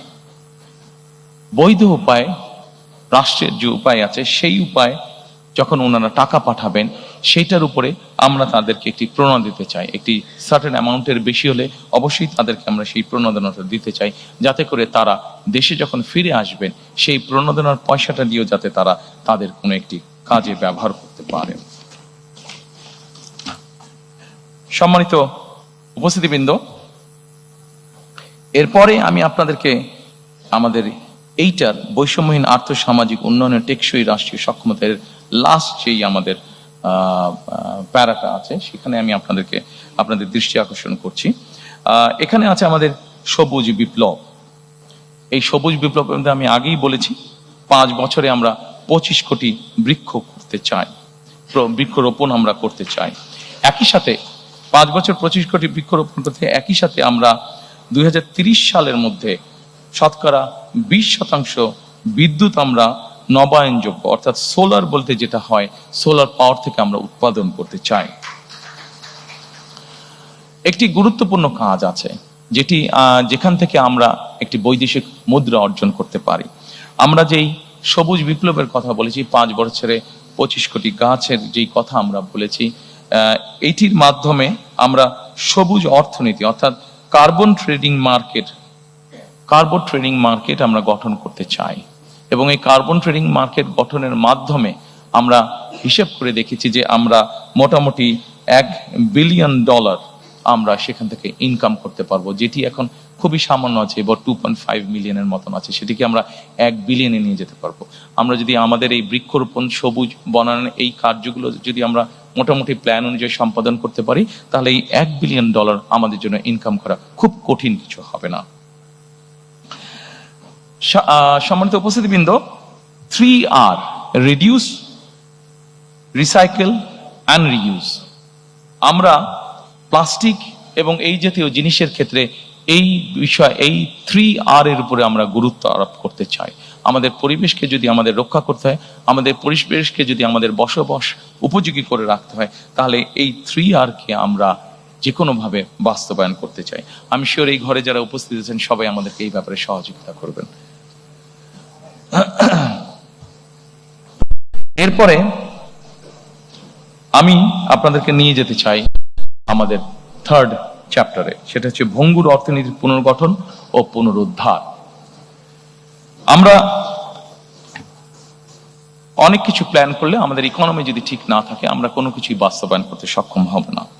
সম্মানিত উপস্থিতিবৃন্দ, আমরা এই ভঙ্গুর অর্থনীতির পুনর্গঠন ও পুনরুদ্ধারে আমরা কয়েকটি সেক্টর করেছি। অর্থনীতির গণতন্ত্রায়ন, বিনিয়োগ ও আর্থিক প্রতিষ্ঠানের সংস্কার, শিল্প খাত ও সৃজনশীল অর্থনীতির উন্নয়ন, সেবা খাত, বিদ্যুৎ জ্বালানি, পরিবহন খাত, আইসিটি, রাজস্ব আয় ও ব্যয় ব্যবস্থাপনা। আমরা অর্থনৈতিক গণতন্ত্রায়ন প্রথমেই যেটা বলেছি, অর্থনৈতিক গণতন্ত্রায়ন অথবা অর্থনৈতিক অলিগার যে কাঠামো ছিল সেটিকে আমরা ভাঙতে চাই। অর্থনৈতিক গণতন্ত্রায়নটা কি? অর্থনৈতিক গণতন্ত্র হচ্ছে কতিপয় কোনো বিজনেস হাউসের মধ্যে না রেখে বরঞ্চ আমরা গণতন্ত্রটাকে অর্থনীতিকে আমরা ডিস্ট্রিবিউট করতে চাই, যেখানে কম বেশি সকল মানুষের একটি এন্ট্রি থাকবে, সকল মানুষের অধিকার থাকবে গণতন্ত্রতে নিজের কন্ট্রিবিউশনটা করার মতন। অর্থাৎ সকলের অংশগ্রহণ মূল্য এবং সবার জন্য উন্মুক্ত একটা অর্থনীতি আমরা গড়ে তুলতে চাই। সম্মানিত উপস্থিতিবৃন্দ, একজন রাজনৈতিক কর্মী হিসাবে আমার যেটি অবজারভেশন, যে কোনো দেশের অর্থনৈতিক বুনিয়াদ তখনই শক্তিশালী হয়, অর্থনৈতিক স্থিতিশীলতা তখনই হয় যখন সেই দেশের মধ্যবিত্ত শ্রেণীটি অনেক বড় আকার ধারণ করে। আমাদের পরিকল্পনা হচ্ছে অর্থনীতির ক্ষেত্রে আমরা বাংলাদেশের মধ্যবিত্ত শ্রেণী বলতে যেটি কয়েক বছর আগেও প্রায় ধ্বংসপ্রাপ্ত ছিল, সেই মধ্যবিত্ত শ্রেণীটিকে আমরা অর্থনৈতিকভাবে ধীরে ধীরে ধীরে ধীরে শক্তিশালী করে গড়তে তুলতে চাই। আমি আগেই বলেছি আমাদের অর্থনৈতিক বা যে কোনো পরিকল্পনার মূল অন্যতম লক্ষ্য হচ্ছে কর্মসংস্থান তৈরি করা। যত বেশি সংখ্যক কর্মসংস্থান, যে কোনো বিনিয়োগ বলেন, যে কোনো অর্থনৈতিক কার্যক্রম বলেন, প্রত্যেকটিতে আমাদের লক্ষ্য থাকবে কর্মসংস্থানের তৈরি করা, যত বেশি সংখ্যক কর্মসংস্থান। কারণ আমরা মনে করি যত বেশি সংখ্যক কর্মসংস্থান আমরা তৈরি করতে সক্ষম হব, তত বেশি অর্থনীতি বা ইকোনমি তত বেশি সচল হবে আমাদের। এবং সেই জন্যই আমরা বলেছি যে আমরা সালের মধ্যে আমরা বাংলাদেশের অর্থনীতিকে $1 ট্রিলিয়ন অর্থনীতিতে নিয়ে যেতে চাই। সম্মানিত উপস্থিতিবৃন্দ, এরপরে আমি আপনাদের দৃষ্টি আকর্ষণ করতে চাই, অনেকগুলো বিষয় আছে এখানে, অনেক লম্বা বিষয়, আমি সংক্ষেপ থাকার চেষ্টা করব। বিনিয়োগ এবং প্রাতিষ্ঠানিক সংস্কার। বিনিয়োগ এবং প্রাতিষ্ঠানিক সংস্কারে এফডিআই ক্যাপ্টেন আমরা নিয়োগ করতে চাই, অর্থাৎ ফরেন ইনভেস্টমেন্ট যারা আসবে, এই ফরেন ইনভেস্টমেন্ট যারা আসবে তাদেরকে বিভিন্ন সময় বিভিন্ন বিড়ম্বনা ভোগ করতে হয়। আমরা যেটা করতে চাই সেটা হচ্ছে আমরা একজন ক্যাপ্টেনকে নিয়োগ করতে চাই, যার দায়িত্ব হবে যে বিদেশি বিনিয়োগটা আসবে তার যাবতীয় যত কাগজপত্র, যত কিছু ফর্মালিটিস আছে, সেই ক্যাপ্টেন তার হয়ে সকল কাজগুলো সম্পন্ন করবে। তারা সকল কাজগুলো সম্পন্ন করবে যাতে সেই বিদেশি বিনিয়োগকারী হতাশ হয়ে ফিরে যেতে না হয় তাদেরকে। আমরা একটি পলিসি গ্রহণ করতে চাই অর্থনীতির ক্ষেত্রে। সম্মানিত উপস্থিতি, আপনাদের সকলেরই ধারণা আছে বিনিয়োগ বা অর্থনীতি এমন একটি বিষয়, আমরা যদি এটি ব্যাপারে যে কোনো পলিসি নিয়ে এবং হুট করে যদি 7 দিন পর পর পলিসি চেঞ্জ করতে চাই, তাহলে অর্থনীতি কোনোভাবেই শুভ ফল দেখতে পাবে না। এবং সেই জন্যই আমরা সিদ্ধান্ত গ্রহণ করেছি যে অর্থনীতির ক্ষেত্রে আমরা কোনো আকস্মিক কোনো পলিসি পরিবর্তন করতে চাই না। আমরা চিন্তা ভাবনা করে পলিসি গ্রহণ করব এবং আমরা চিন্তা ভাবনা করে যেই পলিসি গ্রহণ করব সেটিতে আমরা স্টিক করতে চাই। হুট করে আমরা কোনো পলিসির পরিবর্তন করতে চাই না, যা আমরা অতীতে দেখেছি, যাতে করে আমাদের বিনিয়োগ, আমাদের ব্যবসায়ীরা ক্ষতিগ্রস্ত না হন। আমরা লাইসেন্সিং প্রক্রিয়াকে সহজকরণ করে ফেলতে চাই। লাইসেন্সিং প্রক্রিয়া সহজকরণ করলে আমাদের ব্যবসায়ীরা উৎসাহিত হবেন, বিদেশি বিনিয়োগকারীরা উৎসাহিত হবেন। অনেক সময় আমরা দেখেছি লাইসেন্সিং প্রক্রিয়া বর্তমানে অনেক কঠিন, জটিল থাকার কারণে অনেক বিনিয়োগকারী, সেটি দেশি হোক বিদেশি হোক, তারা হতাশায় অনেক ক্ষেত্রে ফিরে যান। সেটিকে আমরা ইজি করে আনতে চাই। সম্মানিত উপস্থিতিবৃন্দ, এই মুহূর্তে যদি আমরা চিন্তা করি আমাদের সবচেয়ে বড় রেমিটেন্সের উপায় কোনটা? আমাদের সবচেয়ে বড় রেমিটেন্সের উপায় হচ্ছে গার্মেন্টস। কিন্তু একটি জাতি বা একটি দেশ যুগের পর যুগ একটি সেক্টরের উপরে কোনোভাবেই ডিপেন্ডেন্ট থাকতে পারে না, এবং সেই জন্যই আমরা মনে করি যে আমাদেরকে আরো সেক্টর বের করতে হবে এবং যেই সেক্টরগুলো রপ্তানিমূলক সেক্টর হিসেবে বিবেচিত হবে। আমরা ফার্মাসিউটিক্যালের কথা চিন্তা করতে পারি, আমরা লেদার শিল্পের কথা আমরা চিন্তা করতে পারি, আমরা আইটির কথা আমরা চিন্তা করতে পারি, আমরা টয় ইন্ডাস্ট্রির কথা চিন্তা করতে পারি, আমরা ইলেকট্রনিক ইন্ডাস্ট্রির কথা চিন্তা করতে পারি। এরকম অনেকগুলো রপ্তানিমুখী শিল্প আমরা চিন্তা করতে পারি, এবং এই রপ্তানিমুখী শিল্প আমরা কতগুলো শিল্পকে আমরা প্রায়োরিটাইজ করে নেব যে আগামী 5 বছর বা 10 বছর এই সেক্টরগুলোকে আমরা প্রায়োরিটাইজ করে নিব, এবং যেই সেক্টরগুলোকে আমরা প্রায়োরিটাইজ করব সেগুলোকে আমরা প্রণোদনা দিতে চাই, ইনসেন্টিভ দিতে চাই। এটা এমনও হতে পারে তাদেরকে আমরা বন্ডের ফ্যাসিলিটি দিব, বন্ডের ভ্যারাস ফ্যাসিলিটি দিব, বা যেই সকল প্রণোদনা দিলে সেই সেক্টরগুলো আস্তে আস্তে গ্রো করবে, সেই জিনিসগুলো আমরা তাদেরকে করে দিতে চাই। সম্মানিত উপস্থিতিবৃন্দ, অর্থনীতিকে তার নিজের গতিতে চলতে দিতে হবে।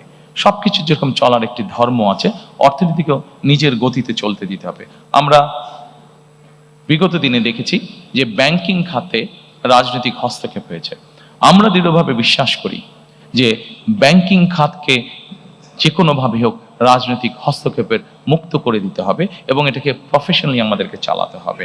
কারণ আমরা যদি ব্যাংকিং খাতকে রাজনৈতিকভাবে হস্তক্ষেপ করি তাহলে এটির অশুভ প্রভাব অর্থনীতির উপরে পড়বে, যেটি আমাদের কারো জন্য কাঙ্ক্ষিত নয়।